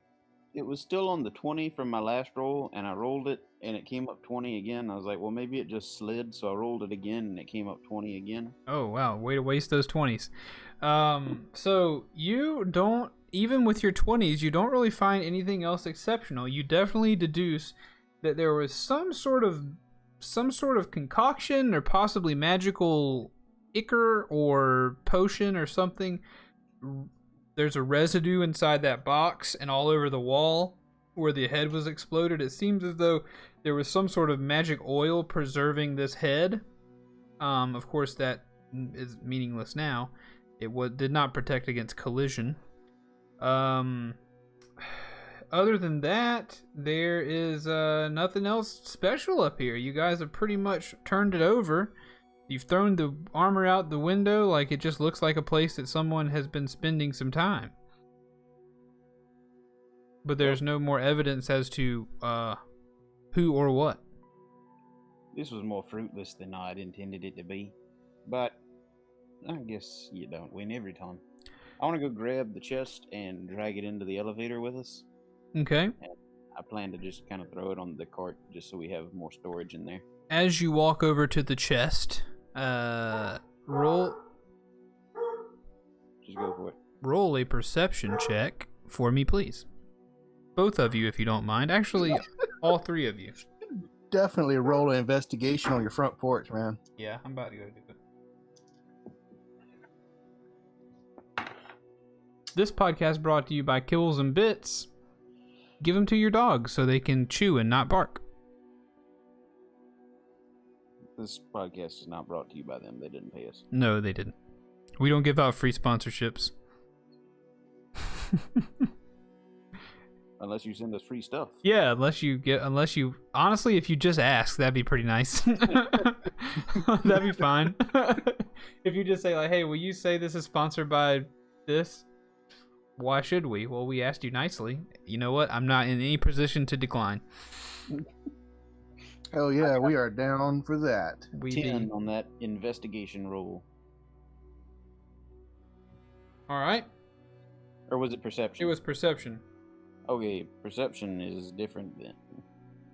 Perception is a 14 on the perception. Yep. I got a 1. Yikes. Derman, you are just so dissatisfied with the fact that you can't. This is a magical tower, and you can't find anything special in it besides what you've already destroyed. And you're just frustrated that there's not anything else, and you're really focusing, and you can't really hear what's going on outside. Irina's kind of the same way. She's kind of taken aback by seeing this magical, or quote unquote magical tower, Tower of the Wizard Kazan, or at least based on that's what what's his name was saying. Erwin was talking about Kazan. But outside Jericho, you can hear the sound of clawing at dirt, the sound of, like, you know, if something were to roll around in the mud, you can hear that, and you can also hear the following sound.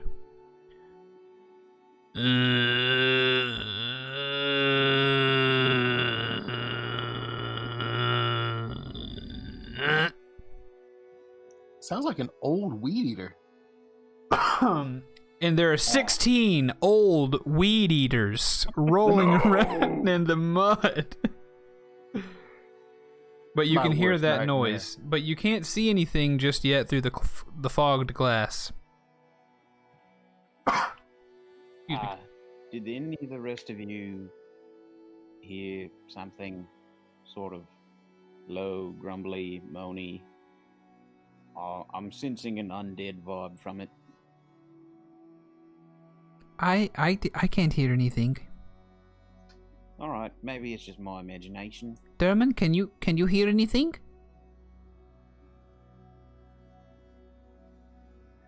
All the same, I'm. All right. I'm sorry, what? What are you saying? We were asking if you can I'm hear lost. anything. Can you hear anything? I'm guessing from that you cannot. What? He was finger painting on the wall. Yeah, go for it, Jericho. I want to say that it sounds undead. Just meta undead is my favorite enemy. Then yeah, it definitely sounds very undead out there. Okay. I'm somewhat of an expert on the subject, but I think we should just wait it out and maybe see what's going on. I don't think they're going to be getting in the tower anytime soon. Not with the door that blows up anyone that touches it. Though only living people have touched it and been shocked by it, so can't really count on that. We'll just keep an eye out. Okay, so you're saying undead? You're saying there could be zombies coming from the tower? It is possible. We fought them before. Yeah, things like that tend to happen. Very, very well. I'll do as you ask, it's just I would like to stay safe if I can. I Well, go mean, to the window and look out at them. Alright, go to the window. You want to open that bad boy up again? Yes. I Alright. think I crashed out the window when I chucked out the suit of armor. You might have broken it, maybe. Yeah. no, we discussed that it was open because Derman came in through it when he flew through. No, he didn't come in through it because he came through the big hole in the wall on the 3rd floor. Okay, then Credits. maybe he did crash through. Let's say you go out and look out you open the window. I don't remember it breaking. I feel like maybe we opened it to toss it out, but maybe we didn't. You can let us know. Correct us in the podcast. Not super important. We were Let's. definitely yelling through it, so it was open. Okay, yeah. Let's say you open the window again, and you look out. Roll another perception roll for me, Derman. 14. 14. You can definitely see wandering toward the tower from every direction you can see. Not every direction, but in multiple directions that you can see. A couple of what look to be undead people, what look to be zombies, headed towards the tower.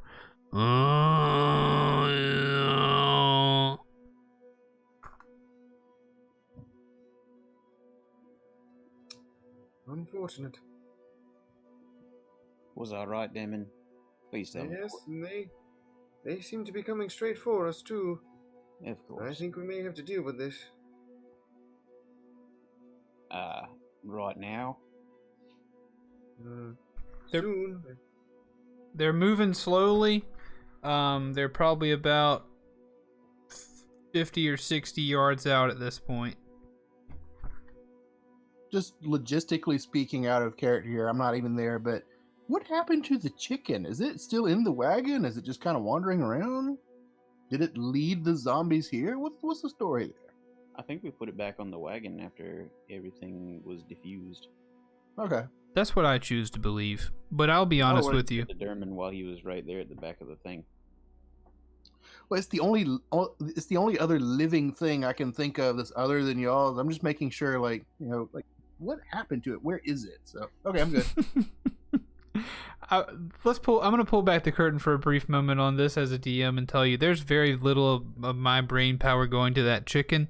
You can do with it, you can do with that information what you will, but there's not a big part of my brain devoted to the chicken outside the tower right now. But I'm okay. We're peeling back curtains. Like, Reginald is like 98% sure that chicken is some kind of a dark lord. okay. That's a good curtain to peel back. But anyway, you got these zombies encroaching. You just said we'll probably have to eventually deal with it. With that, let's cut back to Reginald and Erwin, who are approaching the town of Vallaki. Erwin turns to Reginald and says, I believe it is time to get you done up, as they say. Well, yeah, but not too much. I mean, I'll still be my regular old size and everything. I won't have to put anything down, will I? No, we should do something. Your ears don't look exactly human. We are also going to need to use an exceptional amount of makeup to cover the odd color of your skin, because let's be honest, you stick out like a sore thumb here. We're all humans, and you most certainly are not. Not everybody can be this beautiful. That is very true. But we must do our best to disguise you, because I can assure you, if Isaac Strasny comes across you, and he knows who you are, you're gonna have a bad time today. So let's do our best to disguise you. Stick. I don't want to be seen. Okay, so he begins laying on, disguising you as his lunky cousin from, he's gonna say you come from Kresk. He says, all right, you're my large lunk of a cousin. He kind of estranged, went off. Let's say your backstory is there was when we were growing up at the winery, you decided, hey, I see a cow over there in that field, I'm going to follow it. You follow it too far, you end up in another town, we never see you again. Your name, Larold. How's that? Larold. Larold. Sounds distinguished enough. It does. Sort of like somebody who'd follow a cow to the next town. Absolutely. I'm trying to explain your certain, how shall I say, demeanor. You seem like the kind of guy who might follow a cow into the woods. That's all I'm trying to say. I'm sorry. A wandering adventurer. Got it. Yes, yes. So, what is your name? Reginald. Where? No. no. Your disguised name, excuse me. Oh, right. Larold. Larold. You've got to get this down. If someone asks you what your name is, the response must be Larold. Larold. Got it. Yes. And where are you from? What will your name be? My name will be Erwin. Everyone knows me here. Well, should we disguise you too? No, I will. You're my cousin. I'm your way in. I'm your ticket in. If I'm not Erwin, we're not getting in. The city's on lockdown. Right. Well, if you say so. I mean, You got what? I'm willing to give it a shot. You're willing to give it a shot. Okay. Sorry, your name is Larold. You're from Kresk. You're here to do a little bit of shopping. And you're going to be going back very soon. Not going to be here long at all. Right. And if I see a cow, follow it to the next Do town. not. You're not to follow the cows anywhere. There are no cows in Vallaki, but God forbid, on the off chance you see one, please don't follow it. No cows. Not here in the city. No No. wonder it's such a miserable place. We need to go find you a cow. Come on, let's go find some cows. Larold, Oh, focus. wait, We are approaching the wait. city now. Can you see? Do you not see the Right. palisade? Right. Now it's where the wooden cart wheels hit the road, sir. Right. I've been jesting with you because the three of you are some of the most fun people to be around, interesting, and not so dour people to be around. I've been joking back and forth, but I've got to be honest. If we screw this up, it's my head. Well, I got to be perfectly honest right back. Most of this has been pure luck to this point. So, shall we? Hear the dogs in the background. They must be roaming the. Oh my god. They must be very close. Oh my god. They must be. Godhounds. They see through the disguise. They see. Owen's flicking the reins madly. Trying to get... No, I see the palisades now. We are approaching the wall. Let me do the talking. If you're asked any questions at the wall, I need you to answer yes or no. Right. Yes or no. And And if my you- name is Larold. Your name is Larold, and if gods forbid one of these dogs, if they walk by, please don't pet them and don't feed them. Just shoot them. Just shoot them for the love of God, please. Please shoot the dogs. They bark and they bark all night long, and I can't get any sleep. Got it. Oh my Okay. sweet God! I'm ready. All right, I'll be right back, guys. I'm gonna go deal with these groceries. You guys chew the fat, and I'll be right back. Anybody have an urge to go follow a cow to the next town? No. Are we enjoying the party split? I think so. It adds some spice. We Yeah, got some flavor happening here. I think this would be a good point to do it. I don't think that we're going to meet any boss battles or anything. God forbid, fingers crossed and all that. But With any luck, I will have defeated them all before I get back. you probably will. That'd be cool. Maybe. It depends on the cow, really. And Josh, we need to keep in mind that we are on a schedule, so Right. stupid humor is fun, but we need to actually get done what we're trying to get done too. Oh, yeah, absolutely. And I thought there was going to be more to this tower. Yeah, I was I really hoping did. so as well. I kind of thought there would at least be a basement. I'm with you on that one.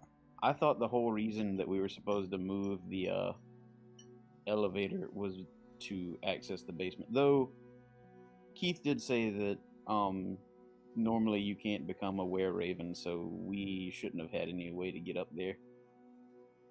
That is also true. A little bending of the rules, but hey, why not? Well, Yeah. no, like, I mean, you could climb up there either Oh way. yeah, he did climb the ropes. I forgot And, about that. okay, yeah. Yeah, but we did, with climbing the ropes, we did start from the bottom, and it was like rickety floors all the way to the top, which, yeah. I don't know if I'd want to stay in the top of a place if everything else is rickety. I don't know about that.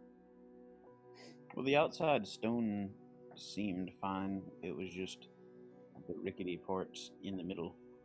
That door is holding it all together. That's what it is. The rickety innards. Ew. Now that's a tavern name right there. The rickety innards. I was thinking about it as soon as I said it too.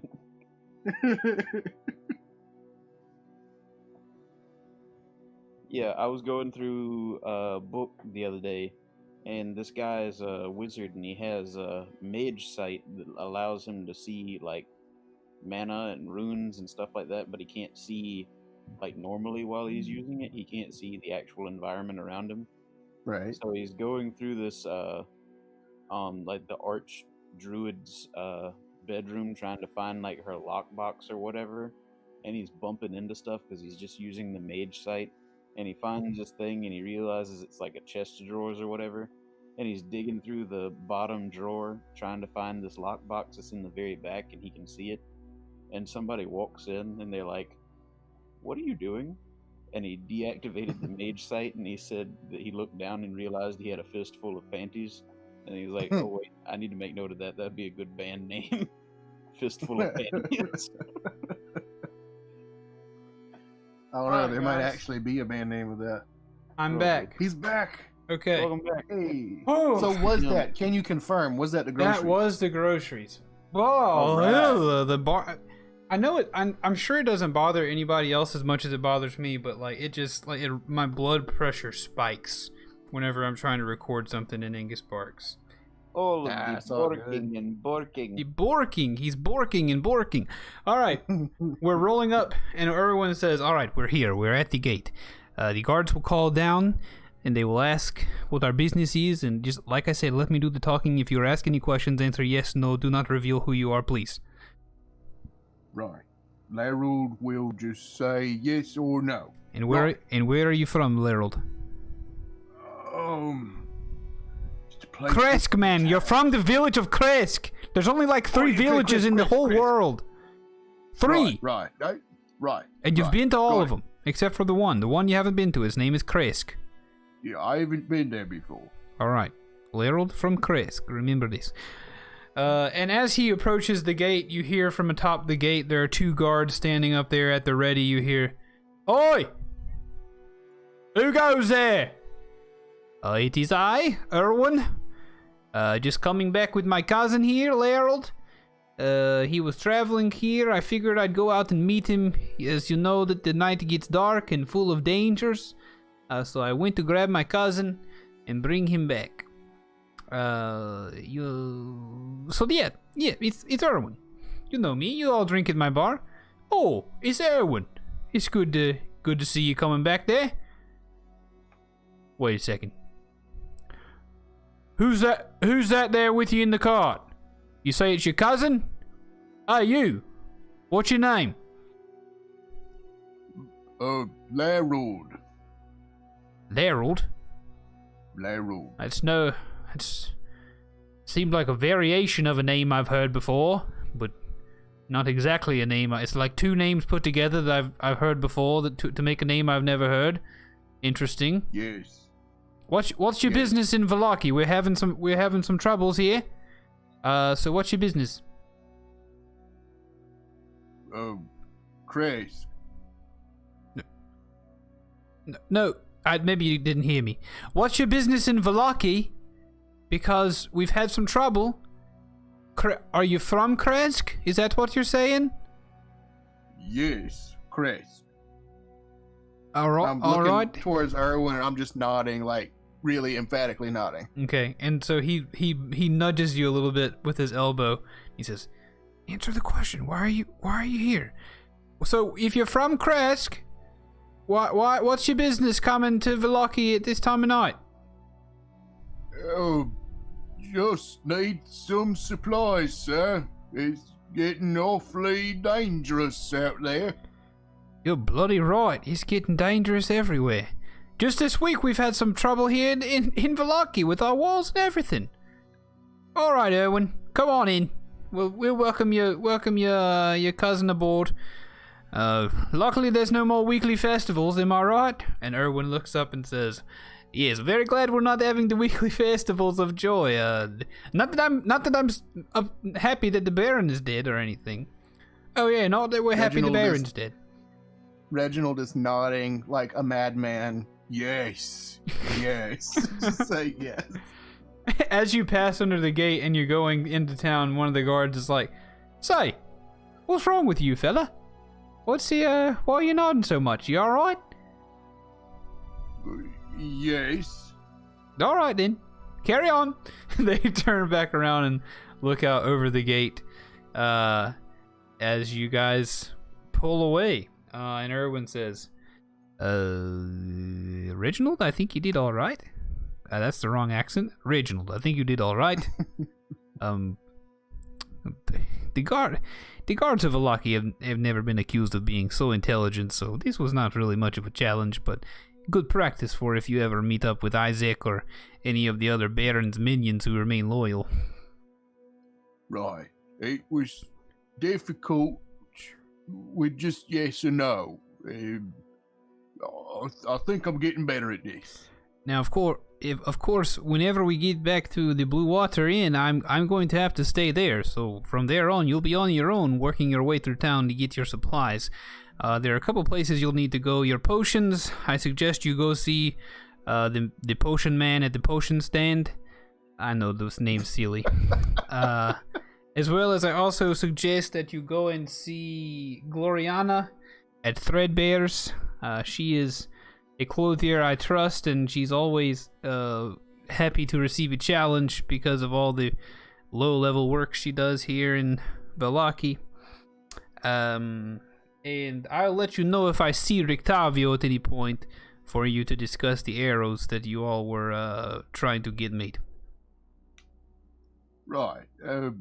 Listen, maybe while we're going through town, maybe you can kind of point out a few of these places so I know which way to go. Okay, he says, well, we won't really pass them on their way back to the Blue Water, but do you remember the place where, of course, your friend murdered the Baron in the village square? I've got a vague memory of the location. Yeah, it's east, mostly east of the Blue Water, and then down a little bit south. You can't miss it. Follow the main roads, and you won't miss the village square. I promise. Right, got it. Okay. At this point, you guys are pulling in to the Blue Water Inn, and he says, "Well, of course, you're welcome. You know, I guess it is evening time, so you're welcome to stay at the inn free of charge tonight. Have a glass of wine. Maybe we ask around about Rictavio. Maybe we can find him this evening before you wake up tomorrow and go to the shops, because of course they're not going to be open in the evening time." Okay, sounds like a plan. Do you suppose anybody would be open at all at this time? I do not believe so. We are in the wee hours of the morning at this point. Even at this rate, you're not getting very many hours of sleep if you go straight to bed. So I suggest just get a fresh start in the morning. It's a good plan, Erwin. You're always so right. I think I'll take you up on that rest. You got a bite to eat around here? Absolutely. You guys walk inside. You've at this point you've unsaddled the horses, or you unhooked the horses. You got them in the stable. The wagon's inside. You guys go inside. He pours you a glass of wine. Things are pretty much winding down in the tavern tonight. No one is around. It's pretty much empty at this point, especially since he's been gone. They closed up shop. So you are by candlelight enjoying a glass of wine, and he serves you a big piece of lamb, big leg of lamb, at your table, and you guys sit and have a meal together and trade stories or whatever it is you do for the evening before you bed down and go to sleep. Sound good? Sounds good. Sounds really good. Do you have any... Talk about hospitality. This is wondrous. I'm willing to pull out all the stops for my friends, and you have proven to be nothing short of that so far. Hey, cheers, friend. He raises a glass and clinks it together. Hey. All right, let's cut back to the tower, if that works for you. And you guys are being encroached upon by Zambos. Demon? He has So been is it dark encroached outside? at. Is it dark for you? Yeah. Oh, it's real dark. Awesome. Though That would be- remember, it is still, the moon is kind of headed down the horizon, but it is a full moon, so it's not pitch dark, but it is dark, and you would of course be using your what do you call it? Dark vision? Invisibility to dark vision. I don't know what the ability is called. Right. I got you. Zenus, you there? I do not believe we have Zenus. Did we lose him? Possibly. I don't know. He's He's here. across the room. Well, what's up? Just It's playing the some old D&D. We're back. We've cut back to you. Okay, sorry, I had to use the bathroom really quick. Okay. Welcome back, and we are. The zombies are approaching. It is. I've just told Jericho that it is dark. Okay, Jerry, I'm going to climb down to the lower level and see if I can peer out that crack in the wall. All right. Dermot, I have some concerns out there. We left a live chicken inside that carriage. You don't think that the zombies would be attracted to the chicken, do you? Well, I don't know too much about zombies, but I suppose it is possible. Not in the biblical sense. I mean, attracted to like the scent and the liveliness and wanting to eat it. To be clear, I did not. Thoughts of attraction in the biblical sense did not come to mind until you mentioned it. Nor did the idea of the Bible being created. I think, if anything, they would be interested in its flesh. Yeah, Guys, so, this podcast just got a whole new demographic. perhaps One we don't want. we should diffuse the situation in more than one way. I don't want them tearing into that cart and blowing us up. I will go and get the chicken. I'm gonna head down and, well, I guess someone needs to stay here with the princess. Just give a shout if you need me. I will, don't worry. I walk over, as I'm saying that, I walk over to the thing and say, second level. All right. Are you looking for the level with the hole in the side? Yep, Yeah, that's the third. That's the third level. So we'll, third level. Yep. So you say third level, and the golems begin to crunch, crunch, crunch with the chains, and you make it down to the third level as you can hear the zombies getting closer and closer to the tower outside. Okay. Uh. I just wanna dash. I want to dash, and I want to use my special movement speed, and I want to just get over to the side and climb down and get to the cart. Okay. How much total movement you got with all that stuff? Well, it's 40 base, and then the special movement speed doubles it, and then dash doubles as well. So however you do that. Okay. So. Yeah, you've got plenty to very quickly. You shoot across that floor. We'll say you do it very gingerly. You shoot across that floor, climb down the side of the tower due to your cat-like climbing speed, and you make it to the wagon with some zombies still about 30 yards away. At this point, roll a perception check for me. Hang on. 23. 23. All right, you detect with your cat-like ears there are at least 5 zombies encroaching. From your current position, you can see 3 of them. There's one directly south of the tower, which is where the door is. So about 30 yards south of the tower, about 30 yards southeast and southwest of the tower. That's the only ones that you can see from there, but you can hear at least 2 more kind of from back behind you where you cannot see. It seems as though the tower is surrounded and there are zombies headed for it. But you are currently at the door of the wagon.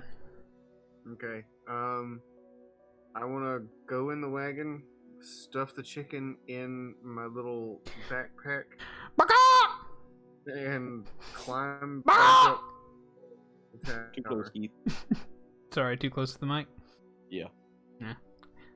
The only people that should be hurt by it are you and no one else, because the Zencaster and Twitch, I think, or my filters on the mic going to Twitch take care of it.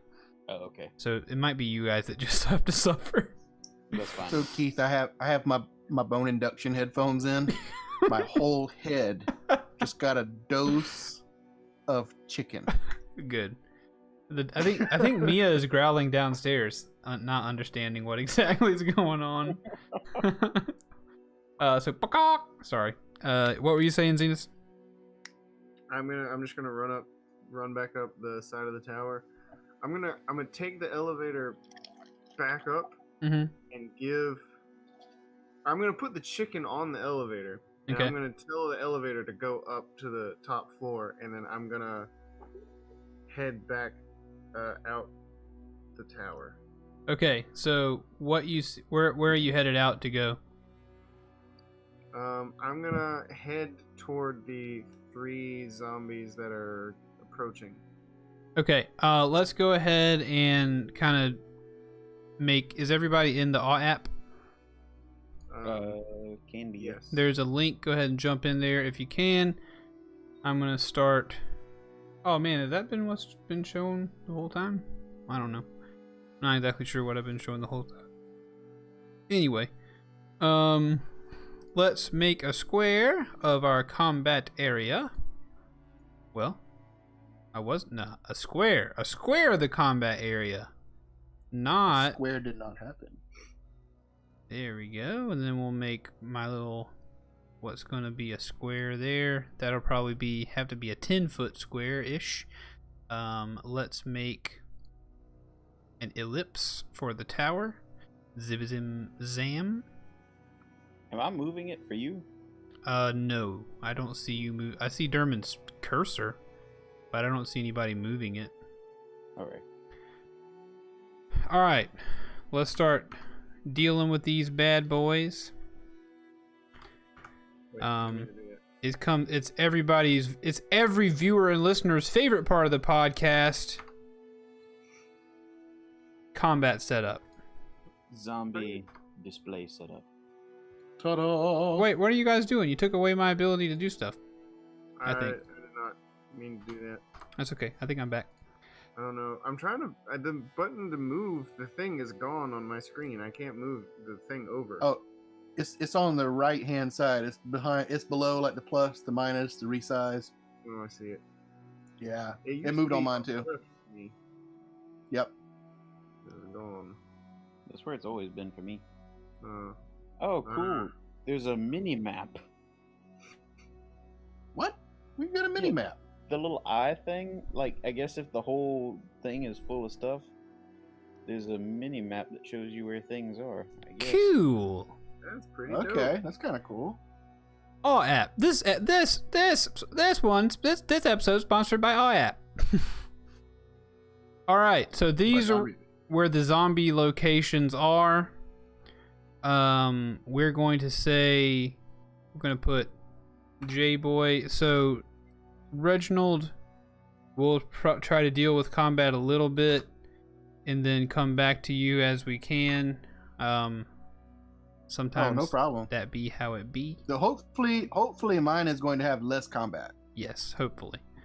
So Derman, you're out here. So this is the point where I'd like to roll initiative. So everybody do an initiative roll, please. Do I have to roll initiative being in the tower? I Or think can you roll- should, just to, again, I like to do it to ground the timeline. Okay. I'm going to roll for Irina as well. I wonder if she is in...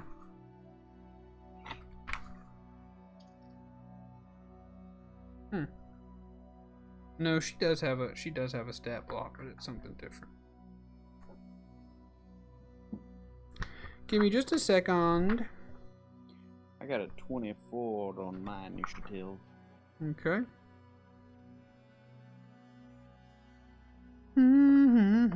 Irina has the stats that I can see. Baba da baba dooba. Baba ding bangabo. What could it be? These statistics that I do see. Statistics.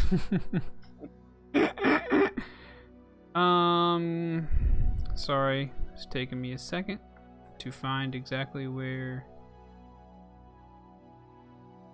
the stat block is. Oh, mamacita. Alright. Oh, yikes. Protect Irina with your life, boys. Oh no. All right, I have that set up. Doo-doo-doo-doo. I got that set up. Okay, now we're good to go. I need to hear your initiative rolls. 24. Yikes. 17. 17. Irina's gonna roll. Ooh, what's she roll? Oh, nice.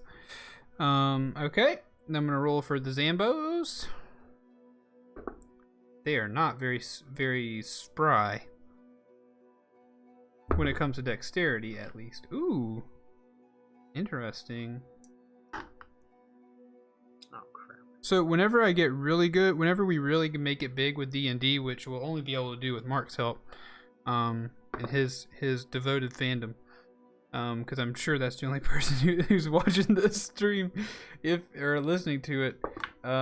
Once we become really good at D&D, we'll have, we'll be all in the same place, or at least have cameras, and then there'll also be a dice cam for whenever I roll, or whenever we all roll. Would be pretty cool. So that would be super professional. That way I can't flub any rolls on you. Pause it. Frosty said rest in peace the mayor earlier, so I guess he was listening at the beginning at least. Did he? Yeah. In the stream? No, he texted it to Oh, me. I was about to say, yeah, R.I.P. the mayor indeed. He's dead. The mayor is. Remember when you killed him? I didn't. Remember when you guys killed him? Well, All of your sins are group sins. In Keith, my can opinion. you send the link for the thing again? The board? Yeah, I Yeah. accidentally went off of it and it won't let me join back up. That's cool. I will copy. Is Discord fine? Yeah, that's fine. Okay. Oh, why? I love Discord. I wish this podcast was brought to you by Discord. I would gladly sponsor them for free. You know what? I'm going to do it. This podcast brought to you by Discord. Get out there unless they don't like the podcast. Get out there and buy Discord Nitro. I don't have it, but you can do it.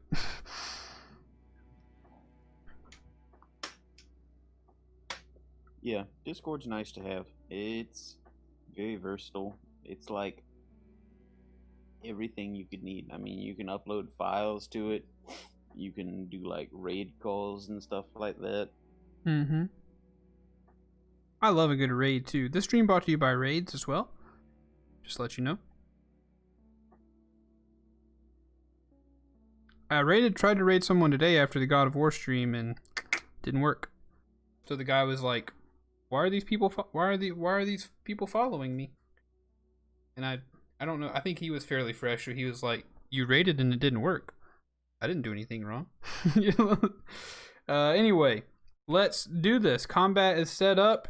The first person on our combat sheet is going to be Jericho. Jericho, in this turn of combat, what you see is a chicken rise up on the elevator. So what you hear as the chicken rises up on the elevator is "Bakak!" Well, I guess he got the chicken. It seems as though he did get the chicken. Come on, let's see what's going on down there. All right. Do you have anything that you can use at a distance? Let me tell you. Let me check my person. I don't remember. No, I don't. Excellent. Okay. I'm not really gonna attack them at the moment. Okay. I'm going to use my first level spell. Come on, thing. Show me my spells. Hail of Thorns. Hail of Thorns. All right. Oh, it's just a bonus action. I can attack, actually. So yeah, what you see when you get to the window is Durman is standing down at the bottom of the tower as 3 zombies are approaching. These zombies, they look as though almost look like they're guards. They look like dead guards walking towards you, not just people, but they kind of have little pieces of armor hanging off of them and stuff. They look as though they were like city or castle guards at one point in their life. Their skin is gray. It's kind of this gray-green color. Their flesh looks very soft, and their bones seem very brittle. The visible bones that you can see, they're shambling towards you. Okay. I'm gonna put Hail of Thorns on my one crossbow, and then I'm just gonna pass it off to Irina and hand it to her. All right, awesome. She says, what is there anything special about this? Yeah, I've just cast a spell on it. It should, when you fire that arrow, it's gonna split off into several splinters, and just make sure that there's no friendly people around what you're aiming at for about 5 feet. Okay. In any direction. I'll be honest with you, I'm not very well trained with arrows shooting weapons, but I'll do my best. Just aim out the other side of the tower from the explosive cart and the Catman. I will do my best. It is now Dermund's turn, if you're finished, Jericho. I don't think I have any daggers or anything to throw. Gotcha. I mean, they're pretty I got far nothing to away. throw. They're a good distance. Well, I guess no, they're about 30 feet, I guess, from the tower at this point. I did have a bunch of alchemist fires I could have thrown, but I gave those to... You did do that. Dermund's got several on his person, though. and the bolt loaded into the crossbow is one of the silvered arrows. Gotcha. Dermund, were you able to get into the app again? I was not. I went to it and it was like, "Hey, you can't join this," and I was like, "But why not?" So I don't know what that is. You want me to just keep him updated with screenshots? Yeah, if you don't mind. Currently, Dermund, right now, there is to your southeast, to your south, and to your southwest, there's one zombie in each of those locations. Each of them are the one to your south is about 30 feet away. The ones to your southeast and southwest are about 40 feet away. And you also remember hearing two zombies to your northeast and northwest on the other side of the tower. If you were about to say two Strahds... These are all Strahd. They're all baby Strahds. They're all equipped with one fireball spell that they can cast at 9th level, and that's the only thing they do. That sucks. I kid. Or do I? Right. But it's your turn, Dermund. Do I know of the two zombies on the other side of the tower? You know that they're there, definitely. You just don't know exactly where they are because you can't see them from where you're at. Okay. I'm going to cast Spiritual Weapon as a second level spell, which is the spell that level that it is. Okay. You create a floating spectral weapon within range that lasts for the duration until you cast the spell again. Lasts for a minute, range of 60 feet. It's a bonus action. I'm going to cast that on Zombie 2. Okay. And it's going to take on the form of a spear. All right. When you cast the spell, you can make a melee spell attack against a creature within 5 feet of the weapon. On a hit, takes force damage equal to 1d8 plus your spellcasting ability modifier. So I'm going to go ahead and slap that on Zombie 2 real quick. Okay. That is a 25 to hit. That will definitely hit. Okay, where's my modifier? That is 6 damage. 6 damage. Okay. Your spear stabs through the left arm of the zombie that it's stabbing at, and the arm falls off.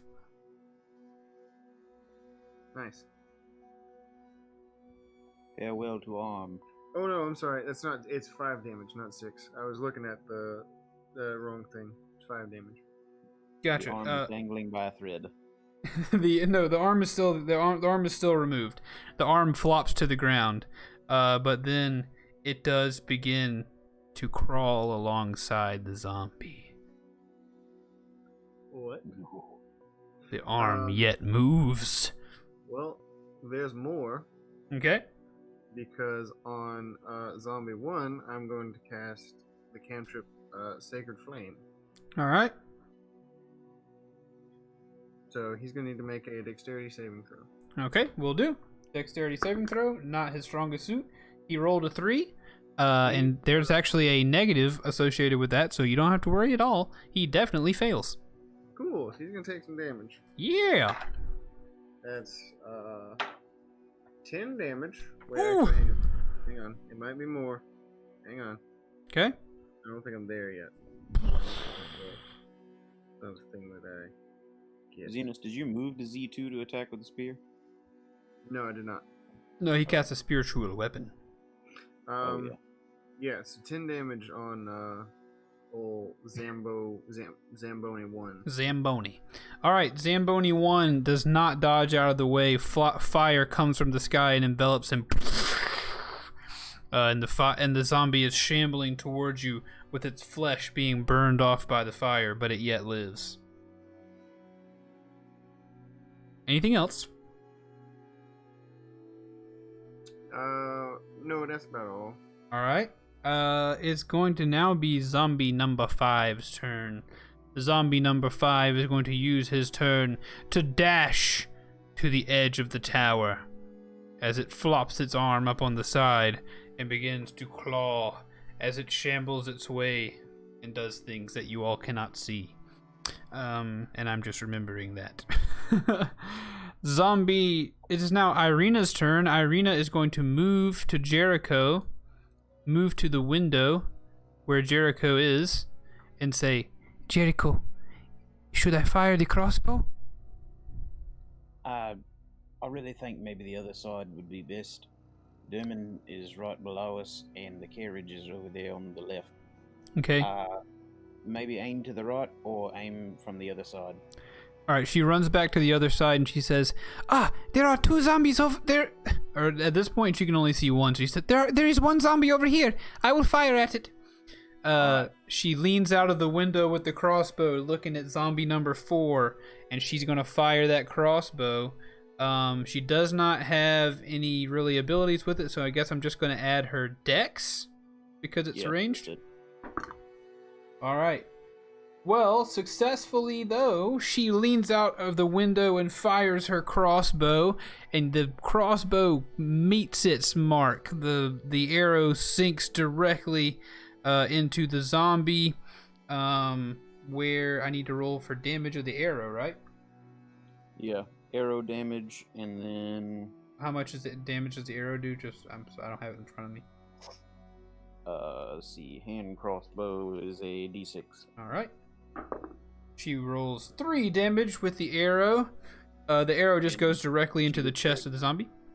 Dex added to that as well. 4 damage. No. Yes, 4 damage. And then what about Hail of Thorns? Hail of Thorns, any creature within 5 feet of where the arrow lands.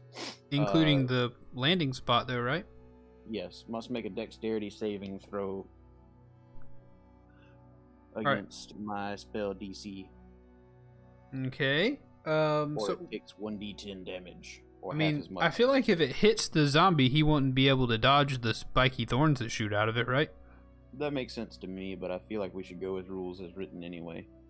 I don't really. I'm gonna favor my own thought process on that. If you cast a spell on the arrow and it explodes into a hail of thorns inside of the zombie, I'm not make the call. He's not dodging that. That'll work. So what's the damage on that? A d10. A D10. Nice. Very nice, boy. Very nice.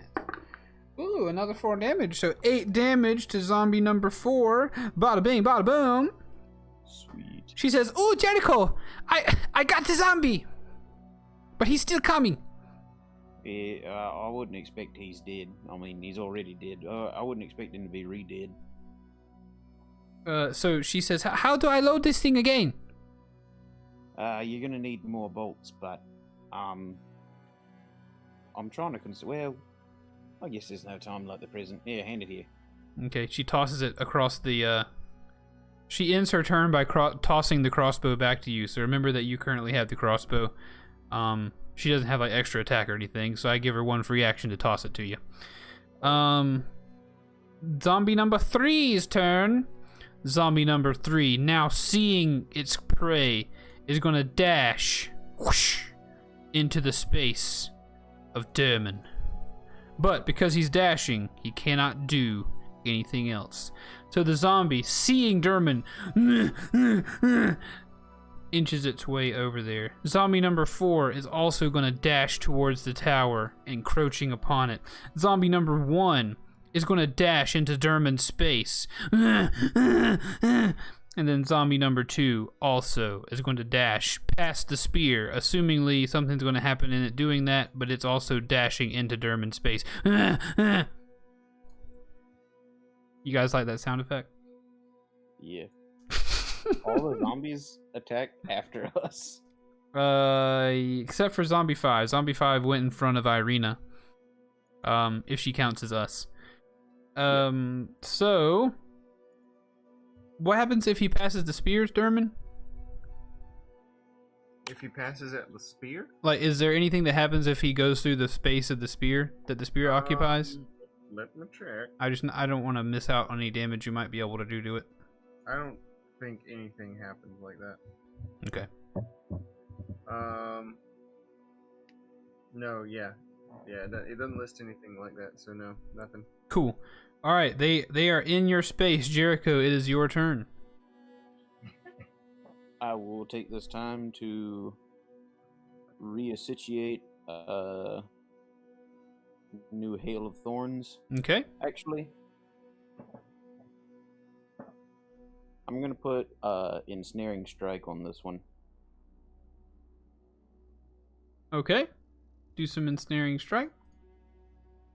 And I'm gonna toss it back to Irina. All right, you toss it back and she catches it. She says, "Thank you, Jericho." New effect on this one, Irina. Anything you hit with it is gonna get all bound up. It's not gonna stop moving. I can't see any more zombies. They're too close to the tower from here. That one I'd feel more comfortable with you shooting down. There's a lot of zombies attacking Demon right now. Okay, I'll make my way back. What do you do with the rest of your turn? Sorry. If anything. Do I have anything heavy to throw out the window at them? There is a chest. Oh, there's a You chest. just slam that right into Derman's head.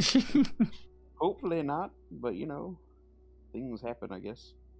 I got good dexterity though, so I feel like I could aim it pretty well. There's probably also like a chair that went with the desk up there. Yeah. I'm gonna toss the chest down at Z1. All right, give it a toss. All right. I don't know what you're gonna want to plan out for damage for this. I got it in my head. That's adding dex modifier to this. I'm I'm not proficient with chest throwing. add your dex modifier, but yeah, not proficiency. Okay, that's it's still a 19. You definitely hit it right in the head. Nice. I'm just gonna do. It's a wooden chest, so it's a lot heavier than an arrow. So I'm gonna call it. It's dropping about. We'll say. I'm gonna do 3d4 for the damage. I'm adding height on top of a certain other height, and then just pulling it out of my butt. That'll work. Dang. You got great roll. I rolled the damage, so you're not going to want to roll them again yourself because it was a 4, a 4, and a 3. So that's 8. That's 11 damage on zombie number 1, which is plenty of damage to do the following. Zombie number 1, you knock the head clean off of the zombie. Boom. You knock the head clean off of the zombie. And what happens? The chest has taken its next victim. Another head. Another head for the head god. So when the head hits the ground, you can just hear it still clicking its teeth together, trying to continue biting. The head is not yet dead, but you have knocked it off the zombie's body. Sweet. Anything else? That's it for me. There's also a very satisfying when the chest hit the zombie's head. Excellent. I can also never whistle whenever the rubber hits the road. Like, I can whistle really good anytime I'm not on stream, but... Sure you can, Keith. Sure you can. All right. It is now Dermont's turn, unless Jericho's got anything else. Nope, that's it for me. Dermont. So they're all 1, 2, and 3 are within 5 feet of me. Yes, they are. I cast Spirit Guardians upon myself. Okay. You call forth spirits to protect you. They flit around you to a distance of 15 feet for the duration, which is 10 minutes. If you are good or neutral, their spectral form appears as angelic or fey, your choice. When you cast this spell, you can designate number of creatures, blah, blah, blah. An affected creature's speed is halved in the area, and when the creature enters the area for the first time on a turn or starts its turn there, it must make a wisdom saving throw. On a failed save, the creature takes 3d8 radiant damage. Ooh. On a successful save, the creature takes half as much damage. So their speed is halved, and on the start of their next turn, they're going to have to make a wisdom saving throw. Okay. But then, also, that was my action. As my bonus action, I'm going to bring old Mr. Spear straight up and smack it. How far away is the spear from the... It's about 30 feet from you, currently. Okay. Actually make sure. Okay, no, I can't quite make it. He can only move it about 20 feet. So the spear's gonna move up the 20 feet, and then that's gonna be all. Okay. All right. But a spear has a 10-foot range, doesn't it? Because it's a reach weapon. It do, but I'll leave that one up to Keith. If it's got a 10-foot range. And the zombie is 5 feet away from you, so... You said the spear was 30 feet from you. Yeah, it seems like it would be within range. Okay, alright. Well, then I will do that. Let me roll it up. Also, whenever the zombie dashed at you, its arm could not keep up, so there's also an arm inching its way towards you as fast as it can. Okay. Will a 13 hit? Yes, of course. Oh, sweet. Okay, well, let me roll up some damage. That is 6 damage. 6 damage for the spear on zombie number 2. C. All right. Zombie number 2 takes 6 damage. Gonna have to roll again. This time you cut one of its legs off. Your spear stabs at the leg. The leg begins kicking around on the ground as the zombie tries to stay tries to stay afoot. No pun intended. Will that end your turn, sir? It will end my turn. Okay. That one's also missing an arm. Is it missing the arm on the same side? The opposite Or does it have a side. counterbalance? The opposite side. Okay. Just luckily enough for the zombie. It is Irina's turn now. She's going to use her turn to walk back over to this window. Oh boy, I started hearing an echo. But now I don't. She comes back over to this window and she leans over to Jericho and says, "I'm going to fire again. This is actually kind of fun." And she sticks her crossbow out the window and fires at zombie number 1, who looks the weakest. And she again successfully hits the zombie number 1 with a crossbow bolt for 5 damage. For 5 damage with a crossbow bolt. It leads to... She cuts a leg right off the zombie. Whoosh, the leg falls to the ground. There's 2 zombies hopping around. And also ensnaring strike. So what do I do with that? Point of impact. Target must succeed on a strength saving throw or be restrained. Will a 4 do it? No. Alright, the target is restrained. While restrained, the target takes 1d6 piercing damage at the start of each of its turns. Okay. Hey fellas, just chiming in here. I've been listening to the whole thing, but Father Unit just passed by and he was checking everything out on this side. But yeah, he was listening to y'all gaming and it sounded pretty impressive to him. So Okay, good. Also, Reggie, we're about to switch back to you, I promise. Ooh, no, it's all good. It's all good. Yeah. Well, good. Was it about to What were you? What was the restrain thing? Remind me, restrain. 1d6. Yeah, 1d6 piercing damage on the start of its turn. A creature restrained by the vines or one that can touch the creature can use its action to make a strength check, and on success it is freed. Gotcha. I should have mentioned that before Irina went. Zombie number 5 is inching its way around to the front of the tower. Gotcha. It is now zombie number 3's turn. Zombie number 3 needs to take guardian damage, right? Guardians of Light, Spirit Guardian. What do I take again? Make a wisdom saving throw. Wisdom saving throw. Will a 0 do it? No, 0 will not do it. All right. What shall happen to it? Well, let me go back and 3d8. examine the texts. Oh, 3d8 you said? Yeah. Yeah, 3d8. Oh, you do the damage. Sorry, that's my fault. And slurred. Well, he's And- already slowed. 11 damage for him. 11 damage for zombie number 3. He takes it in stride. What type of damage is it? Radiant? Radiant. You can hear his skin sizzling as he reaches forward to try to bite you with 2 mandibular bites. Do I know if radiant damage is particularly effective? It is not particularly effective. You would know this, but it is not particularly effective. There does not seem to be any particularly effective things against this, but you do know that poison is decidedly ineffective against this creature. Okay, cool. Will a 9 hit you, Master Z? It will not. What about a 7? No, it will not. Very well. He fails. Time for another wisdom saving throw on zombie number 2. Or no, excuse me, zombie number 1. Wait a second. Did I mark damage? Didn't she just shoot zombie number 1 for 6 damage? 5 zombie damage. number 1 wouldn't make a... Wait, is zombie 1 near me? Yeah, so I was just trying to make sure. I gotta give you the updated one. Irina shot that one for 4 damage, or for 5 damage. It's currently sitting at a bad amount. So I need to take...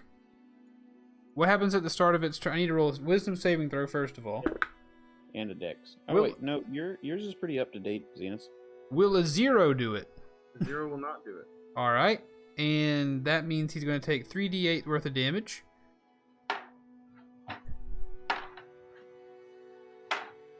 12 damage. 12 damage.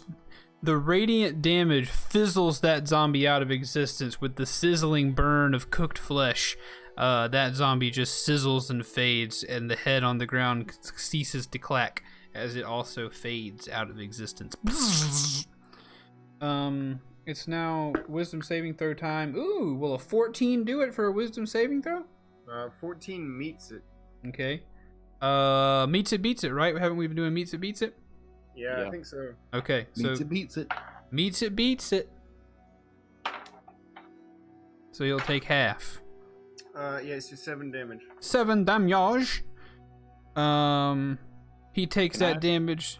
There's sizzling flesh again, but he still has the opportunity to do you a bite. He's going to make an effort to bite you. That will not bite you, and that also will not bite you. Man, these zombies suck.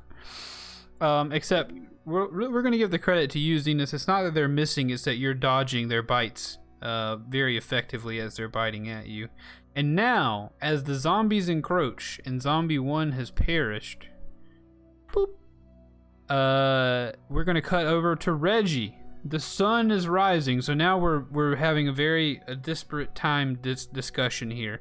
The following morning, we meet up with Reginald, who is waking well rested after a 3 or 4 hour sleep at the Blue Water Inn. The day is yours to do with it what you will, Reginald. What will you do? I would like to first roll just a straight up d20 Okay. to see how bad my disguise is just absolutely screwed up this morning. Okay. I just want to know. I'm just curious. That seems reasonable. It is a nat 20, believe it or not. All right, you look exactly the same. You didn't leave any makeup on the pillow. Wow. Okay. All right, so I suppose I'm going to see if I can find some supplies. So I'm waking up, doing the whole morning routine, and I'm heading downstairs to get some better directions from Erwin. Okay. Good morning, Reginald. Hey, Larold. Good morning, Larold. How do you do? Slept relatively well, thank you very much. I don't suppose you could go ahead and point me in the direction one more time for these, the potions man and where's this Victorio fella? Did you find where he might be at? Absolutely. I do not know whether Rictavio will be coming to join us at the inn today. He very frequently rents a room, and we are approaching the point in the week where he might come back in and rent a room. I suspect that by the time you return with your other goods, I should have some either information on him, or maybe he himself may be here at the inn. Until then, I will keep my ear to the ground, of course, for you. But as far as getting to the Potion Man, or Gloriana at Threadbare's, that's her shop. It's called Threadbare's. Her name is Gloriana Threadbare, and Threadbare's is her shop. You just go out of the inn, make a left, and walk your way down to the village square. It is a few hundred yards away, but I promise if you stay on the main road, you will not miss it. Your goal, he leans in close as if he's telling you a secret. Your goal will be to speak to as few people as possible. Right. And I give the biggest, most obvious wink in the world that's even possible. You also will need to work on your winking. It is not a very covert method of communication if everyone can see. Right. So I cover the same eye and then wink while it's covered. Little, you had best get to work and get back to your friends, but I have rats that live in the stable out back that saw you wink. Good for them, I suppose. Little, get out of here and go get your supplies. I can't really put my finger on it, but I've got a terrible feeling that I just need to get back to the fellas. I think I'm just going to go ahead and get on with everything. I think that is a good idea. Yes. Right. You say out the door and to the left, straight down, right? Out the door, to the left, straight down. You can't miss the market district, I promise. Right. Thank you, Erwin. I'll be back shortly. Check on the Victor fella. I'll be here, and like I said, I'll keep my ear to the ground and my nose to the plow. But you work in the inn. You know what? Never mind. You do what you're gonna do. I will do it, and you the same. Many blessings to you. In a fog of confusion, Larold/Reginald walks towards the door. Perfect. For a moment, he glances towards the right, but then he goes towards the left, headed towards Glory. Was it Gloriana? Yeah, her name is Gloriana, but her shop is called Threadbare's. All right. As well as I'm to the headed Potion Man. in that general direction. When he sees you look to the right, you can audibly hear an extreme gasp from inside the thing. And then you can hear a very satisfied exhale as you turn left and walk away. And also down the alley next to the shop, there's 3 rats that are like elbowing each other and pointing at you. Yeah. And one of them turns to the others and he exaggeratedly winks at the rest of them. All right. Is there anything you're going to do on the wall? One of them rolls a very full-sized coin to the other one. The other one looks a little bit sad, like he just lost. That's canon. So it happens. I'm headed towards the Threadbare's place to find Gloriana. Do I need to make any magical mystical rolls here? No. You find your way to the village square. And across the village square, I do want you to roll a perception roll once you get to the square. Excuse me. Make sure you see everybody. Well, no, I don't want to. Well. Perception? Yep. 21%. Oh, there it is. Okay. It is a 19 plus 3, a 20 dose. All right. You see 2 things you're looking for and 1 thing that you hoped you didn't see. So you see off to your left on one side of the square as you see kind of like a rinky-dink looking stand. It looks like the blandest of bland places to buy anything. And you see a wooden sign above the stand that just has in the most like handwritten, poorly painted font. There's a sign that says Potion Man. Is there glitter? There's no glitter. There's not an ounce of glitter. It might as well be a gray sign with gray letters that says Potion Man. It's the most boring thing you've ever seen. And underneath the most neutral. And underneath the words Potion Man, you see poorly scribbled onto the sign as well, potions and some other stuff. Across the square from that, you do see a quite elaborate looking sign for a shop called Threadbare's. Thread BARE''S.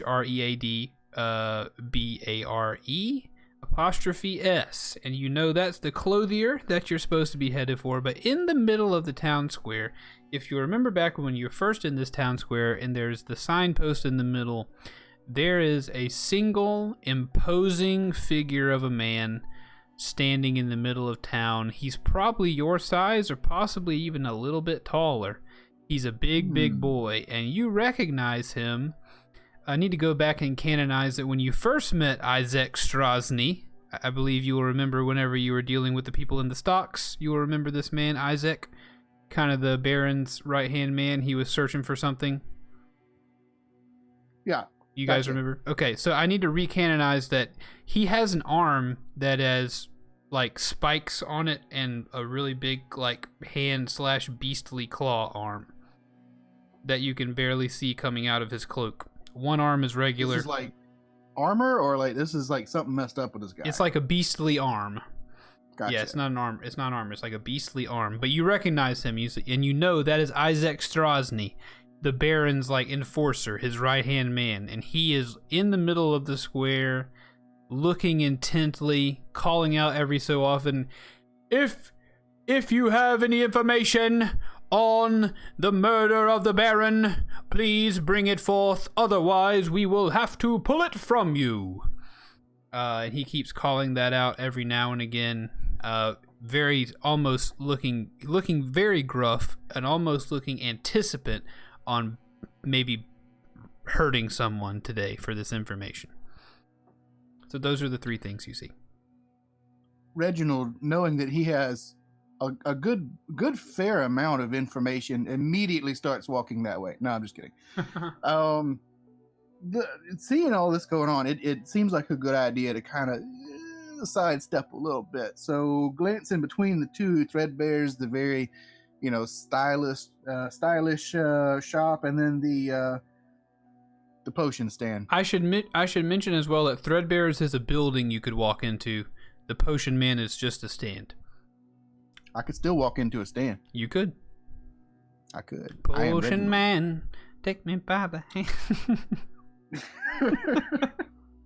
All right, so I'm kind of weighing the 2 options. I'm actually looking for a good deal here. So I'm looking for some information. So I think I'm going to go towards the Potion Man. All right. All his neutrality and blandness. Okay. You walk over to the Potion Man, and there is a heavy-set, bald gentleman with a 1,000-yard stare, just staring across the square, and he's like staring right through you. You step directly in front of him, and he's just laser staring right through you. Excuse me, kind sir. Are you alive? I am alive. It's good to meet you, I suppose. Look, are you a purveyor of certain potions and I'm glancing at the sign, other stuff? I am not sure what a purveyor might be, but I do have potions and some other stuff. They call me the Potion Man. Well, It's like Eeyore and Ron. the Swanson. Potion Man. It's a pleasure to meet you. My name is Larold.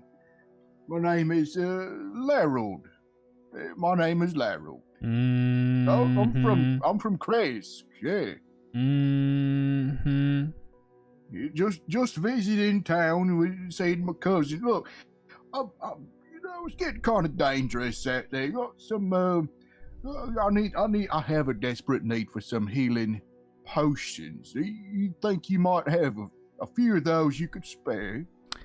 Well, it just so happens I have a desperate need to sell some potions.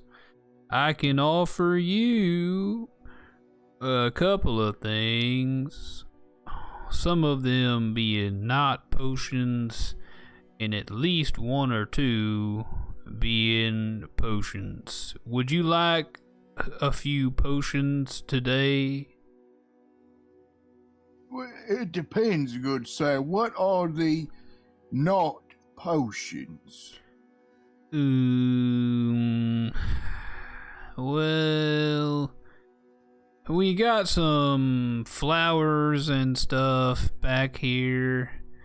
Sometimes we'll pick up cones from trees, and if I see an animal on the road, I'll slip it back behind the cart. That kind of thing. And potions, potions and stuff. You know what? Your potions sound intriguing, but what sort of an animal did you find? Is it a small animal? Yeah, I got at least one rabbit back here. If you'd like to take a look, I found it out back behind the kids' home here in Bulaki. I think they were playing with it a little too hard. And he takes a rabbit out from behind the cart, and he puts it down on the table in front of him, and there's like 12 crossbow bolts just jammed down in this rabbit. It's like a pin cushion. It has been dead for quite a while. Right, and this is the this is the vicious beast right here. Vicious, I don't know. Yeah, I just found it. It's right. It's part of our line of stuff. Much would you be willing to part with this ferocious beast for? Well, it's just stuff and not a potion, so 40 gold ought to do it. I'm sorry. Did you say 40 of those golds? 40 gold pieces for the stuff, please. Well, just let me find out here real quick. Are you willing to make a bit of a bargain, my friend? Not really, but I have little better to do. You're the first customer in a while.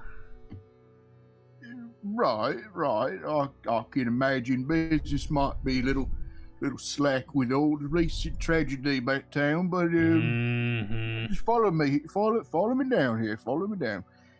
What if I was to buy up a good number of your potions? And I could take this fella off your hands for you. I mean, you wouldn't want to have to feed it or nothing, right? I could take care of all that. If you buy 5 potions, I'll give it to you for free. Well, okay then. Now we're talking. What size potions do you have? They're the little bitty ones, or they're the great big large ones? If this were part of some, figured out economy where everything was kind of universal size, I'd say these are your regular sized potions of healing that I have back here. I also got these bright light up potions that are a little more expensive. Call them potions of light. You use them and they'll emit bright, almost like daylight, if you like some of them. Mm-hmm. Well, it hardly seems useful, but I'll take a look at it. Do you have a sample I could perhaps take a little peek at? I'm not gonna use one if that's what you mean. I promise. Well, it'll. I mean, give how can off- I be? How can I be persuaded? This is nothing I've ever heard of before, especially in this sort of a gloomy place. Mr. Doesn't seem Larold, logical. I would direct your attention to the sign what lies above you. Am I not the potion man? But it also says that there is stuff. And I'm I've just making already sure this showed is an you the actual stuff. potion and not some stuff here. I've showed you the stuff. I can assure you if I call it a potion, it's a potion. I promise it'll work. Only cost you 50 gold pieces for one. Mm-hmm. Well, I'll tell you what, my friend. Yeah, how much are your health potions? Them are about 55 gold pieces. 55. Now, that's quite a sum, my friend. Is there any way that I could persuade you to go a bit lower? You could try, but I'd imagine it'd be difficult. What, seeing I offered you something for free not 2 moments ago? Well, how's about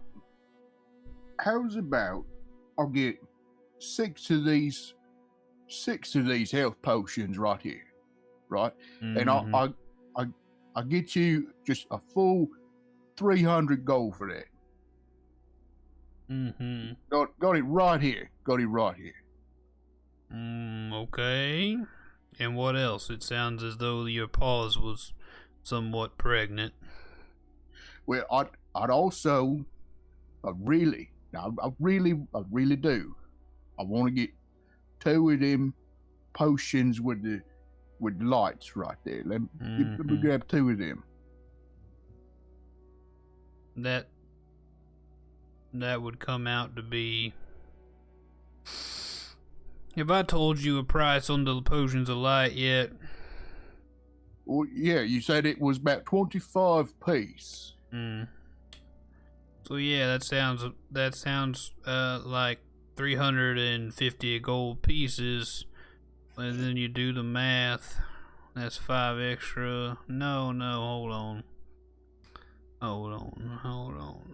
No, that's 380 gold pieces total. No. I was doing the health potions for 300 gold pieces right here.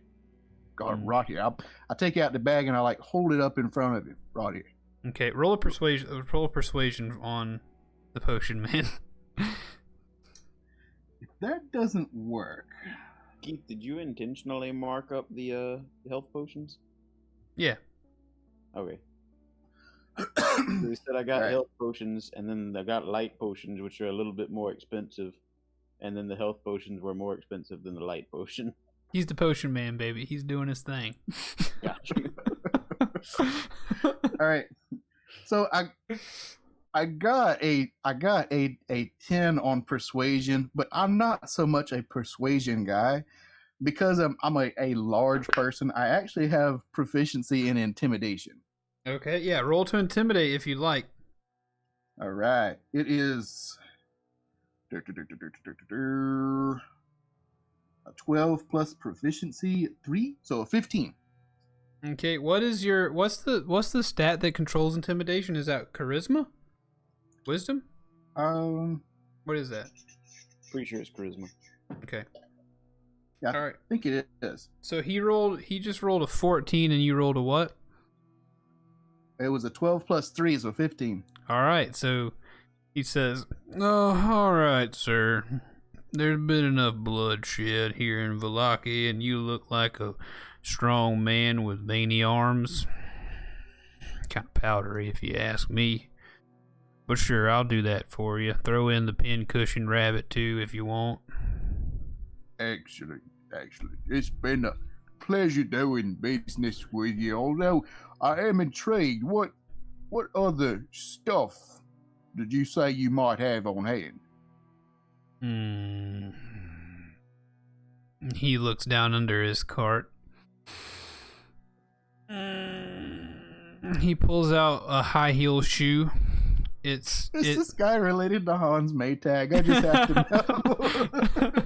He pulls out a really actually pretty nice looking like high heel shoe, but it's full of mud and rocks. And he puts it out on the table and he says, "Got this shoe." You sure do. You sure do. Well, Mr. Potion Man, it's been a pleasure doing business with you. I hope to come across your path in the future to hope to do business with you again. If your path leads, I'm picturing you're walking away as he continues to speak to you. Yeah, this is the awkward goodbye. Yeah. Like he's just like Reginald's trying to be polite, but he's just trying to get out of it. Yeah, as you walk away, you hear as his voice fades away, "If your path brings you back in front of my stand, we'll do business again. Thank you." As he turns around and puts his shoe back underneath the table. I'm taller than a lot of the crowd. I'm just waving at him with the pincushion rabbit. Okay. And escaping the Threadbares. All right. So you want to walk into Threadbares? Yes, but I want to kind of take a circuit around the square or whatever. Just kind of, poking around, seeing what the other vendors are doing. I don't want to like beeline it straight there. Okay. You see there's not a whole lot of other stores doing much of anything.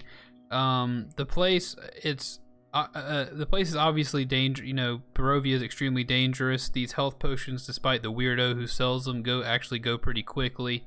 But other than that, like, Barovians aren't particularly affluent. They don't like to buy fun things. They don't like to buy odd things. They just kind of buy the utilities, and that's about it. So other than Threadbares, there's really not a whole lot of sales going on. There's not a whole lot of other shops. There's some places that are selling food and produce, places selling meat, things like that. A couple of dogs and lambs and things hanging up in people's stalls. But Threadbares is kind of one of the nicest stores that you see as you walk across. And while you're walking across, old Isaac Strasny is currently in conversation with someone who seems to be giving him some information, or at least speaking to him in the middle of the town square, so he's not really eyeballing you right now. Got it. Quick question, because I have on here that I have 90 gold, and I know I have more than 90 gold. Did we clarify how much each of us got after the Babla Habadaba? I feel like I remember us doing... We all got 300. There was 3? Okay. Yeah. Okay. That's what Dermot gave each of us. Okay. Yeah, I haven't spent anything except for a dream pastry. So, okay. All right. So now I have a few dollars left, so I'm okay. Right, I was getting a little bit worried about that. All right. So to the Threadbares. You open the door to Threadbares, and there's a small older woman on the other side of the counter. And she is sewing away at something in her hands. When you look around the shop, you see that the shop itself, the walls, there's some paintings on the walls, and there's a few cute things and a few soft things and a few colorful things that adorn the walls, but it looks like the only things that are for sale are very bland, like just pretty much shades of gray, shades of black, dark blues, browns, like just very muted colors, nothing fun, nothing exciting, nothing very pretty. And it looks like just the only things that are for sale here just seem very bland. But the lady behind the counter seems to be adorned at least a little bit in something a little bit colorful. She's got a few jewels. She's got some colors and some patterns sewn into her clothes. And whenever you walk in the door, a little bell rings. And it looks as though this lady hops out of her chair and up onto a stool behind a counter, and she says, "Welcome to Threadbare's. My name is Gloriana. Who might you be?" Madam, my name is Larold. Larold. Come and visit my cousin from Kresk. You've traveled a long way from Kresk. Thank you for coming into my shop, Threadbare's. What can I do for you? Well, I see you've got a lot of finery around here. Just sort of wondering, do you have anything in the way of possibly something a bit more padded, something more protective for the adventurer? Something a bit more padded, you say? And I appreciate you saying finery, but it's finery schminery. Nothing very fine in here. No one in Milwaukee likes to buy anything fine. But, something thicker. What do you mean by something thicker?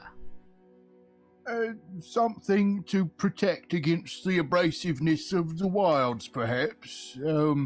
Abrasiveness. Just looking for something to take to some of my friends and relations back in Kresk. Abrasiveness to the wilds. What kind of abrasiveness? You need something that fights against the rough or that fights against the cold? We only have rough and cold in Barovia. Well, mostly we came across the rough when we was headed this way. So you need something protective. Some gloves that will protect. Indeed. Do you need them to be insulated or anything special? Well, I know you're leading me that way, but I'm just asking questions, Lewold.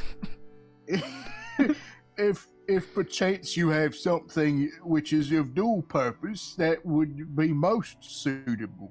Please forgive me for behaving this way and asking so many questions. The people of Milwaukee do not give me very many challenges. I am a seamstress by trade, and I know what I'm doing, and I've been known to make some very good things in my time, but no one here wants anything cool or fun. They just want black and brown and gray, and more brown and more gray. So I just want to know exactly what I'm making and who I'm making it for before I start making it. So, is there anything special about, you're saying gloves? You want some gloves?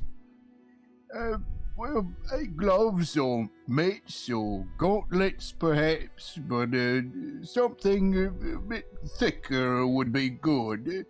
It's for a cousin of my cousin. He's got a bit smaller hands than mine.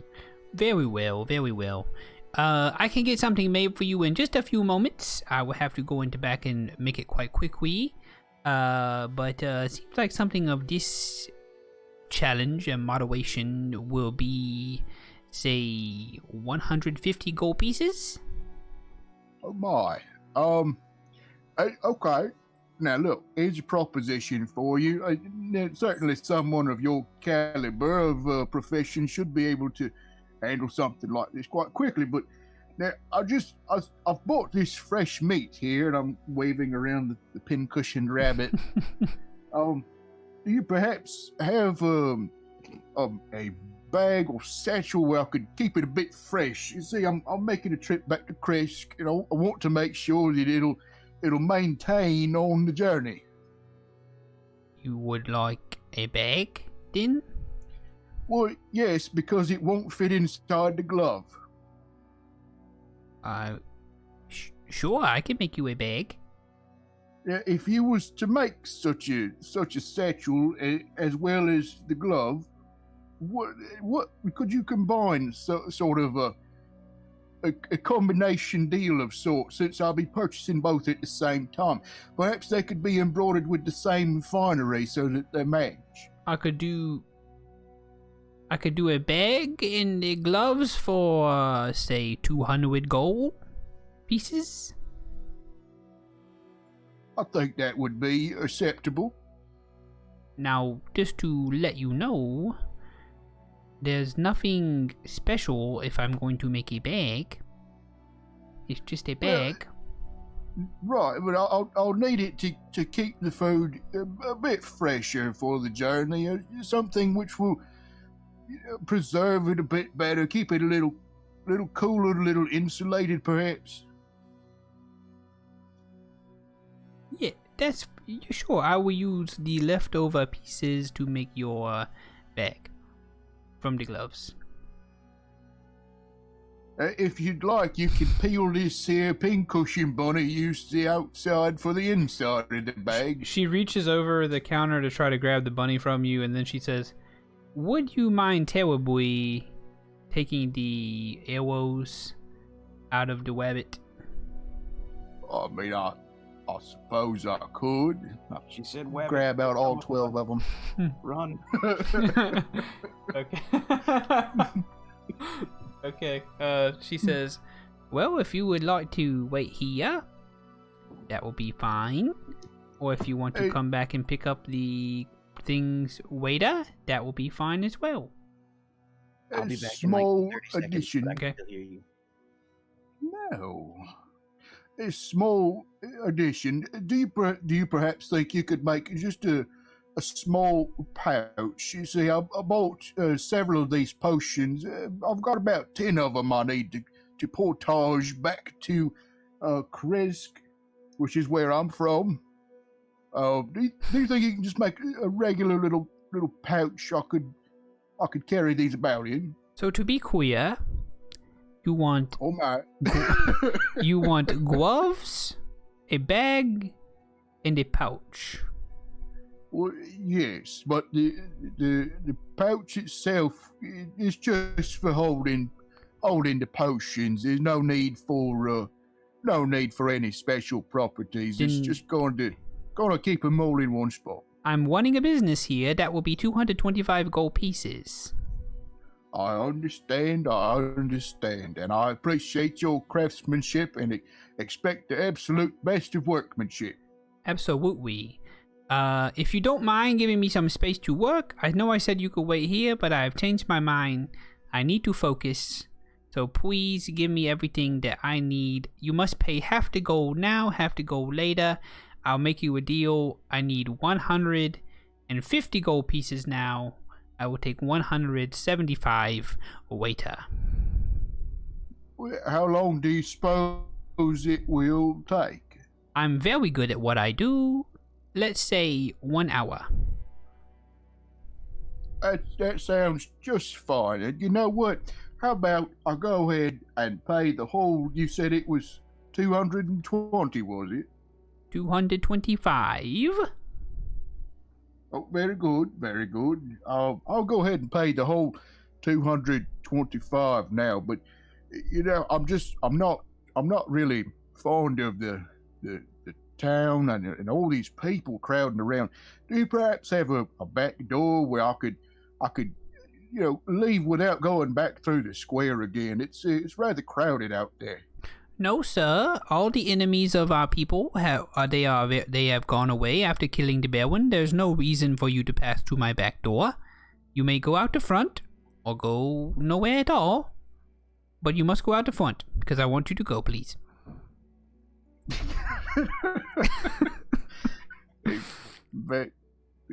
Very good then. I shall return in Mark is telling me that about my math is wrong about 225. Yeah, I was wondering if that was intentional or not. No, that's 325, isn't it? Yeah. That's my bad. I was my old lady was doing math on the fly, and she's not very good at math. Sorry, Reginald. Man, Go I thought ahead. I was getting a good deal. No, go ahead, Reginald. Sorry. That's all good. Okay. I think I'm. God, I'm all spent out right now. So okay. Cool beans. I'm going for it. All right, we will see you later. And the door shuts behind you as you can hear her furiously sewing inside her shop. And now we cut back to Derman and Jericho at the tower where the zombies encroach. Do it, boys. It is, when we return, Jericho's turn. Hoorah!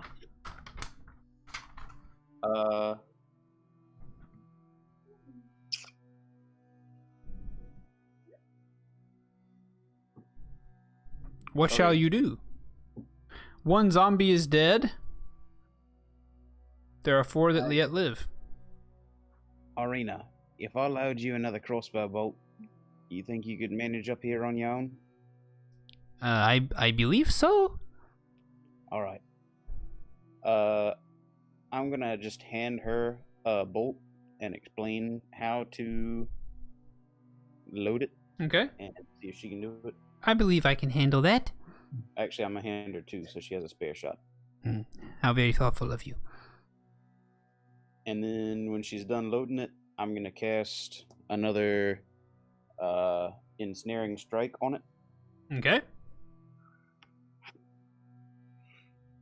And that's it. I'm ahead. I guess I'm gonna go to the elevator and go to the ground floor.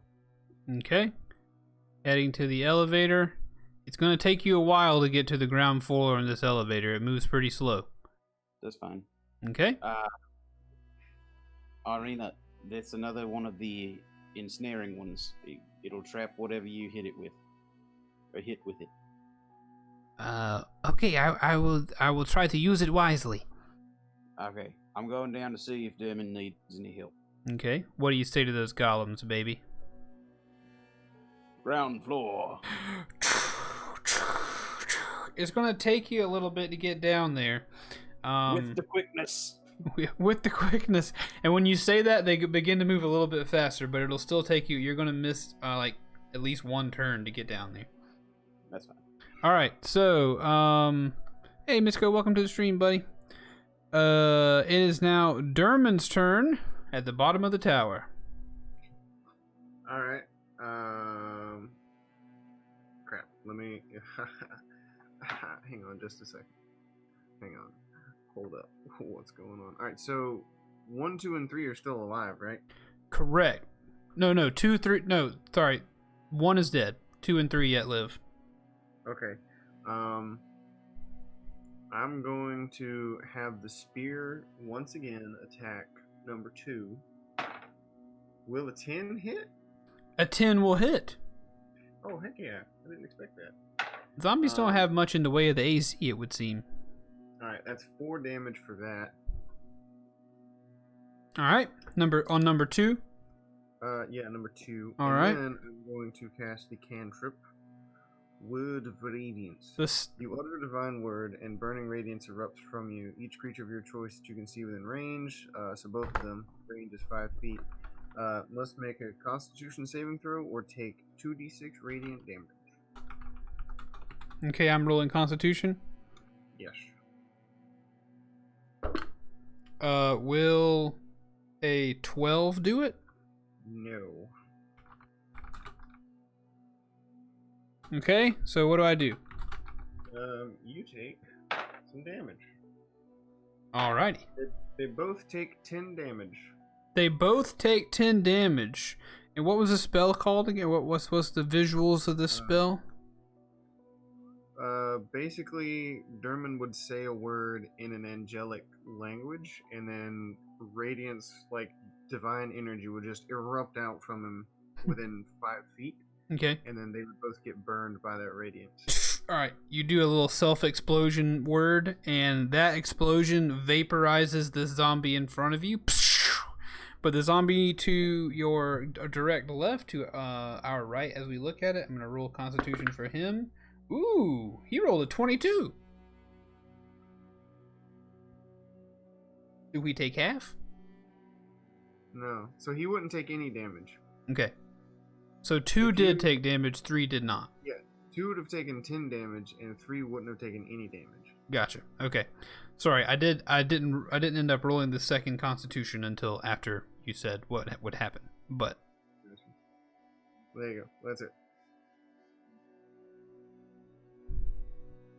That's all I'm doing. All right. Cool. Misko, I'm not sure what you're referring to being the N numbers. I don't see any N numbers.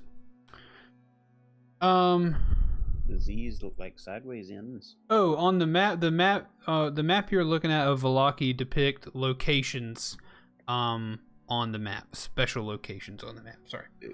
All right. So it is now zombie number 5's turn. Zombie number 5 is going to make his movement to Dermon. Dermon, do you still have spirit guardians around you? I do. So All right. he's not actually going to be able to touch me. Okay. But he's going to need to roll a saving throw. He can't get in to hurt you? No, because it halves their speed. Okay. It's out to a radius of 15 feet, and it halves their speed. Gotcha. Yep, that's right. So he's gonna get like right to the edge. yeah, he's gonna dash up on you, but of course not gonna be able to hit you after that. Jimmy Shunga, he rolls a dexterity?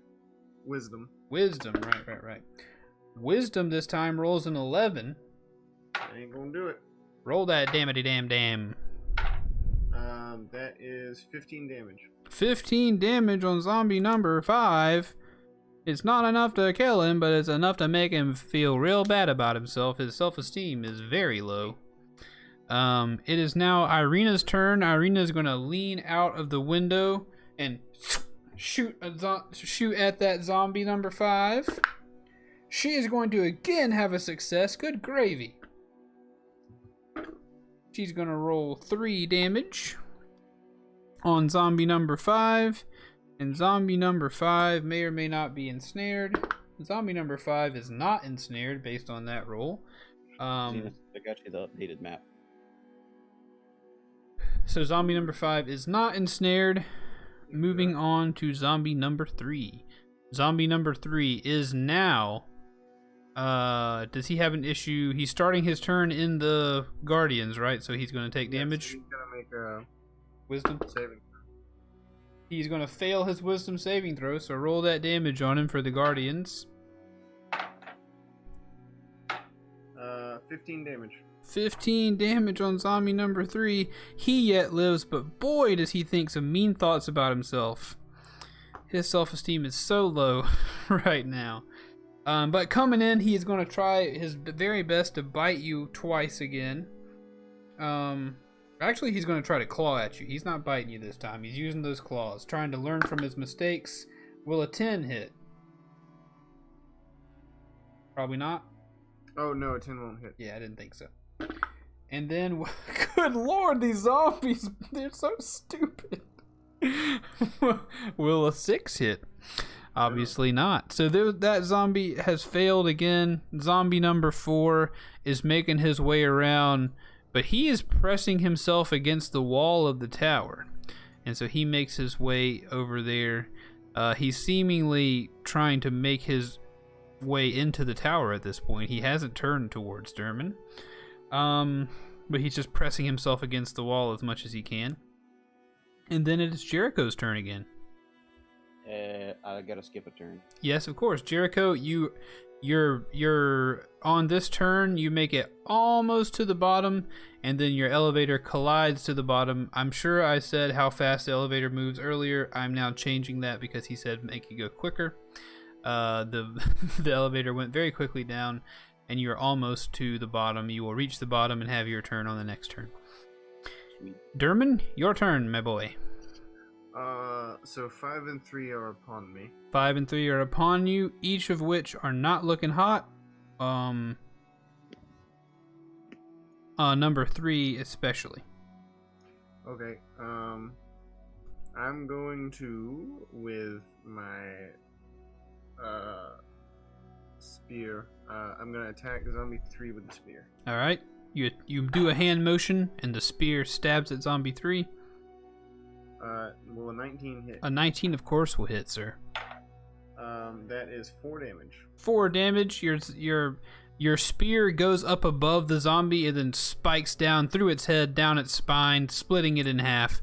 The zombie is dead. It flumps to the ground. Okay. Flumps. And then I turn around, and I cast Sacred Flame on zombie 5, so he's gonna need to take a dexterity saving. He does not save. Cool. 12 damage.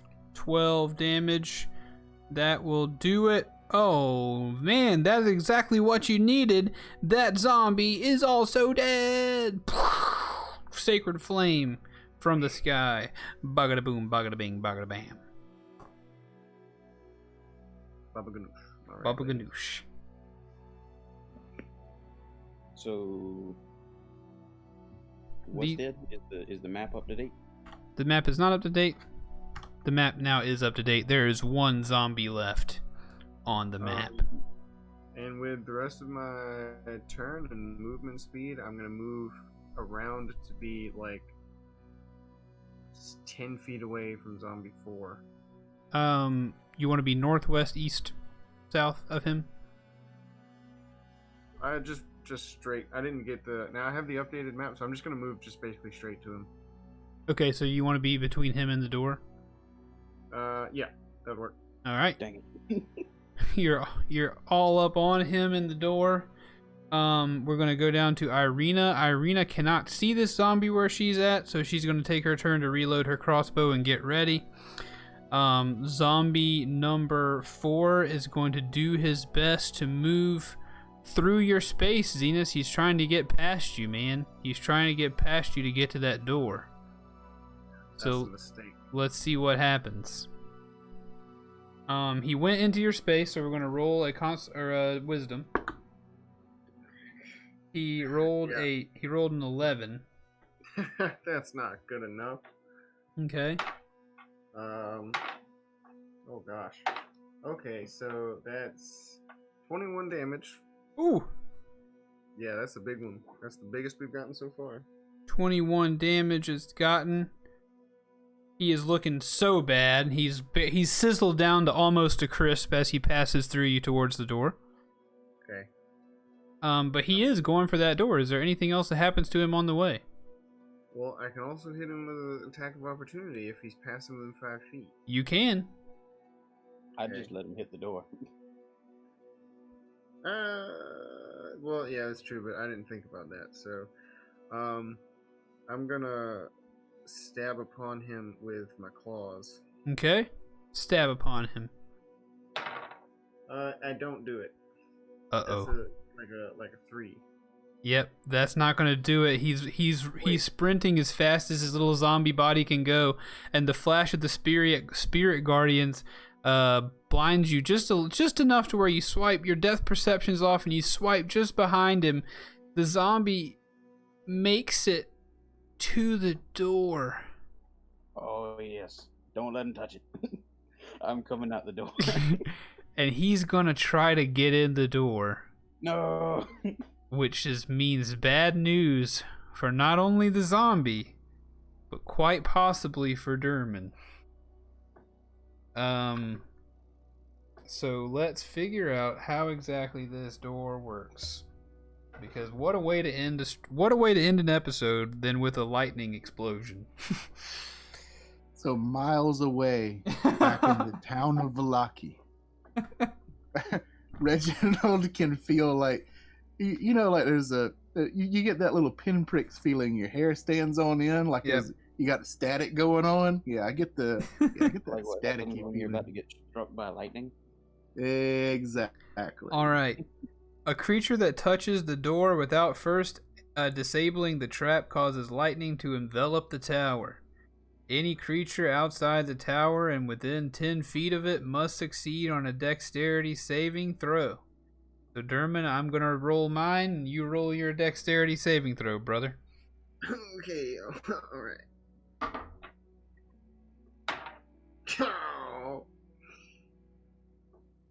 What you got? I didn't save.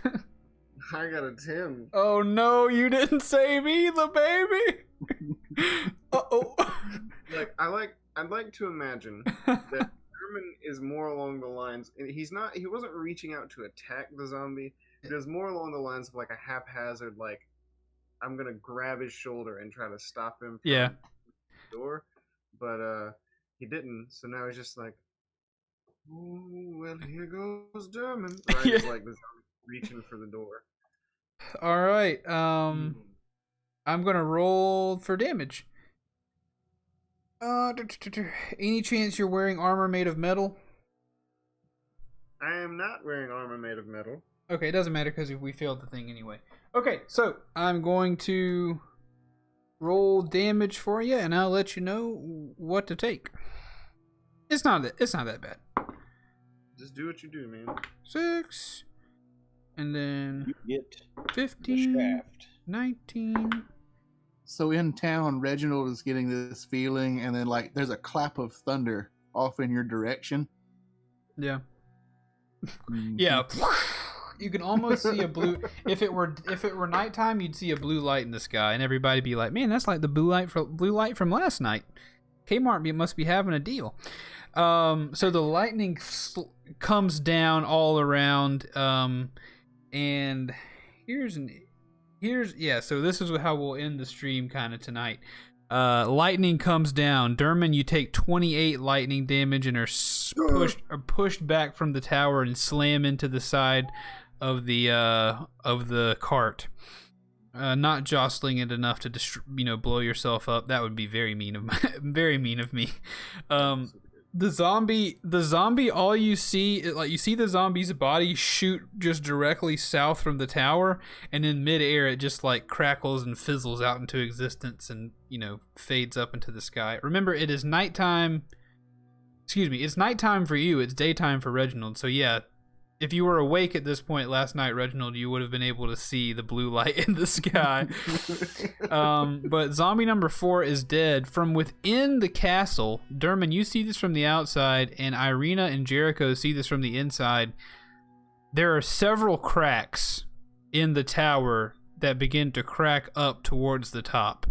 Like 3 huge cracks. One at the bottom, the southwest, the southeast, and then one at the northeast. There are 3 huge cracks that crack all the way up to the top of the tower. Dust begins to shake, some rubble begins to fall off the tower, but then once the lightning stops after a few moments, the tower still is standing, but there are several sizable cracks up the side of it, and combat is currently over. I'm just laying in. I'm not dead. I'm not Yeah. unconscious or anything. I'm just sitting there, kind of like dazed. Little bits of fur sticking up and like static sparking through them. Just. Oh. I'm sure Derman's fine. But this tower's coming down. Boys, send me back up. I gotta get the princess. the golems like grind to a halt, and then they begin to go pull you back the other way. You arrive at the top, and Irina says, "What on earth just happened? What the heck? Russian. What on earth just happened?" I'm not completely certain. What if I had to guess? Somebody touched the door. Oh, by the way, don't touch the door on the way out. It's booby trap. You'll get struck by lightning. That is good to know. I heard very Catman-like groaning outside the door, and I do believe that Derman has molested the door. Well, I hope that no one else molests it again, because I don't imagine this tower can take another one of those. Yeah, no, we should probably get down there, like right now. All right, she runs over to the elevator, hands you your crossbow back, and then is prepared to, or she says, "Golems, take us down!" And the golems begin to move you down. You arrive at the bottom, and she hops off the elevator. All right, the door should be fine from this side. I'll open it just in case. Okay. And I'm gonna kick that door open and fly out. You successfully kick the door open and fly out. Without flying. Yeah. Irina runs over to Derman and she says, Are you alright?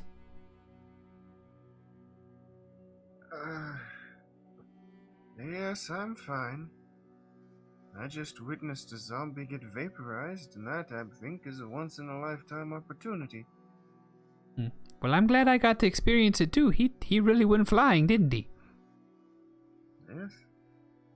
Yes, he did. Well, she grabs your hand and goes to like help you get up off the ground, and she says, "Well, I sure am glad Reginald's in town getting some of those health potions." Yes, I am too. I think a nice nap will do me good. All right, and that will be where we end this week's episode of Dungeon Boys.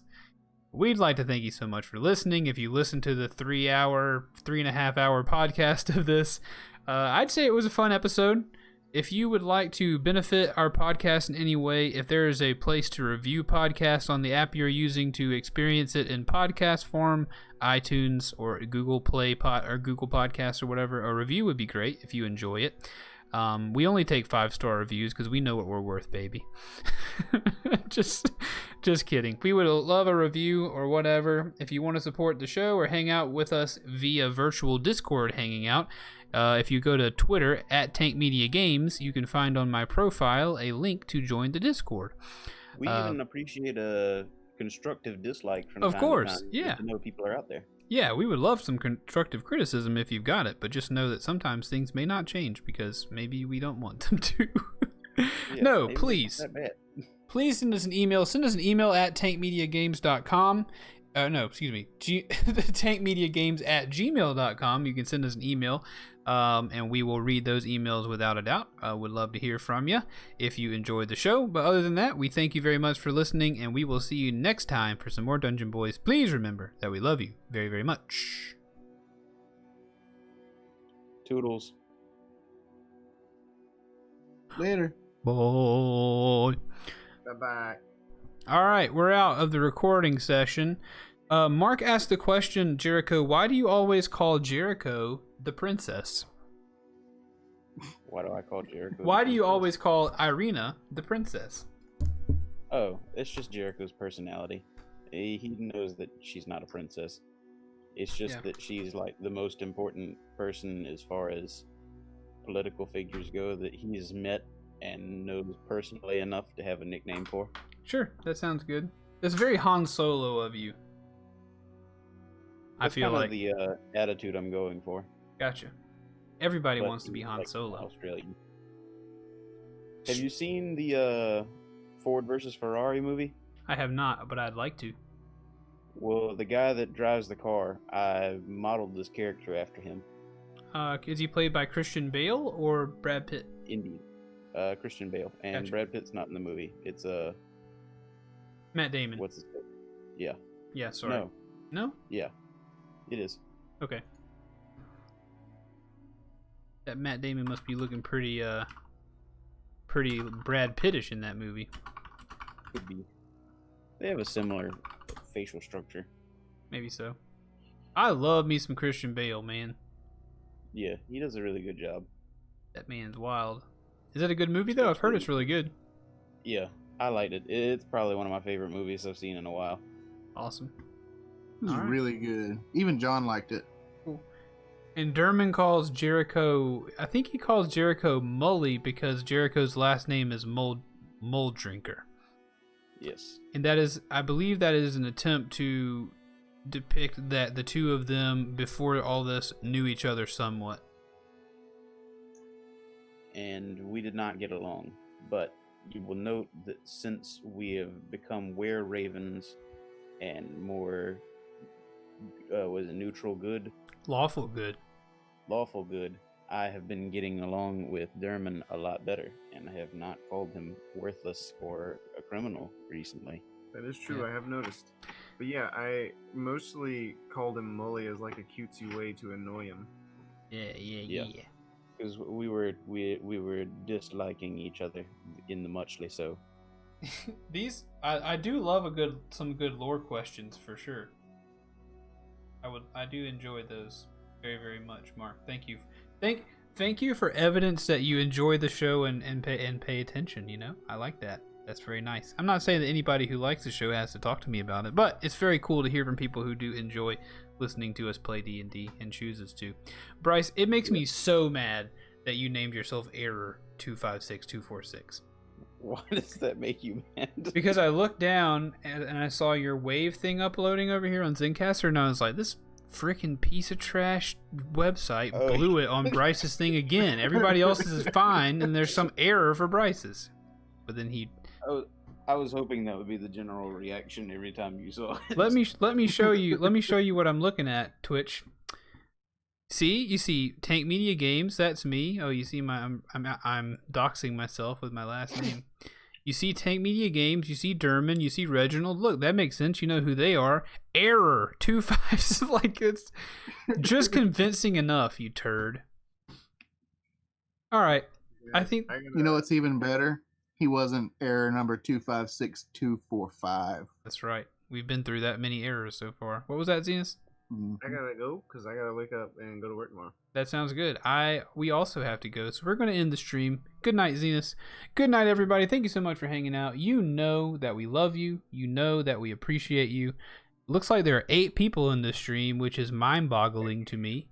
It's insane. It's utter foolishness, and there's no reason you should be here. You should all leave. We're not going to live studio audience. Let me know, because I don't know who actually joined the stream when I messaged everybody I know. Yeah, Mark says 3 a.m. is time for bed. Dude, Mark stays up till 3 a.m. to listen to this show. And he said he was trying to go to bed early today. So, man, Mark, you were a soldier. We appreciate you. I feel like we'll end up playing D&D with Mark someday. He's expressed some interest in playing some D&D. We might make that happen. Mark. Let's do it. Anyway, let's everybody leave. Thank you everybody so much for being here. My Twitch folks. Tomorrow morning I will be playing more Mario Galaxy. If you would like to see me live in 6 hours, I'll be live again playing Mario. Until then, please remember that I love you very much. We're not going to raid or anything tonight. It's hard I feel like it's weird to raid from a D&D stream. It's hard to explain what you were doing and everything. So we're just going to... I raided twice today. No raid tonight. Everybody, I joke a lot, but truly grateful that you guys enjoy what we do a little bit, and we hope that you continue to, and we of course would love your feedback if you have any of it. Please remember that we love you all very, very much. Bye-bye. Bye. Toodles. Later.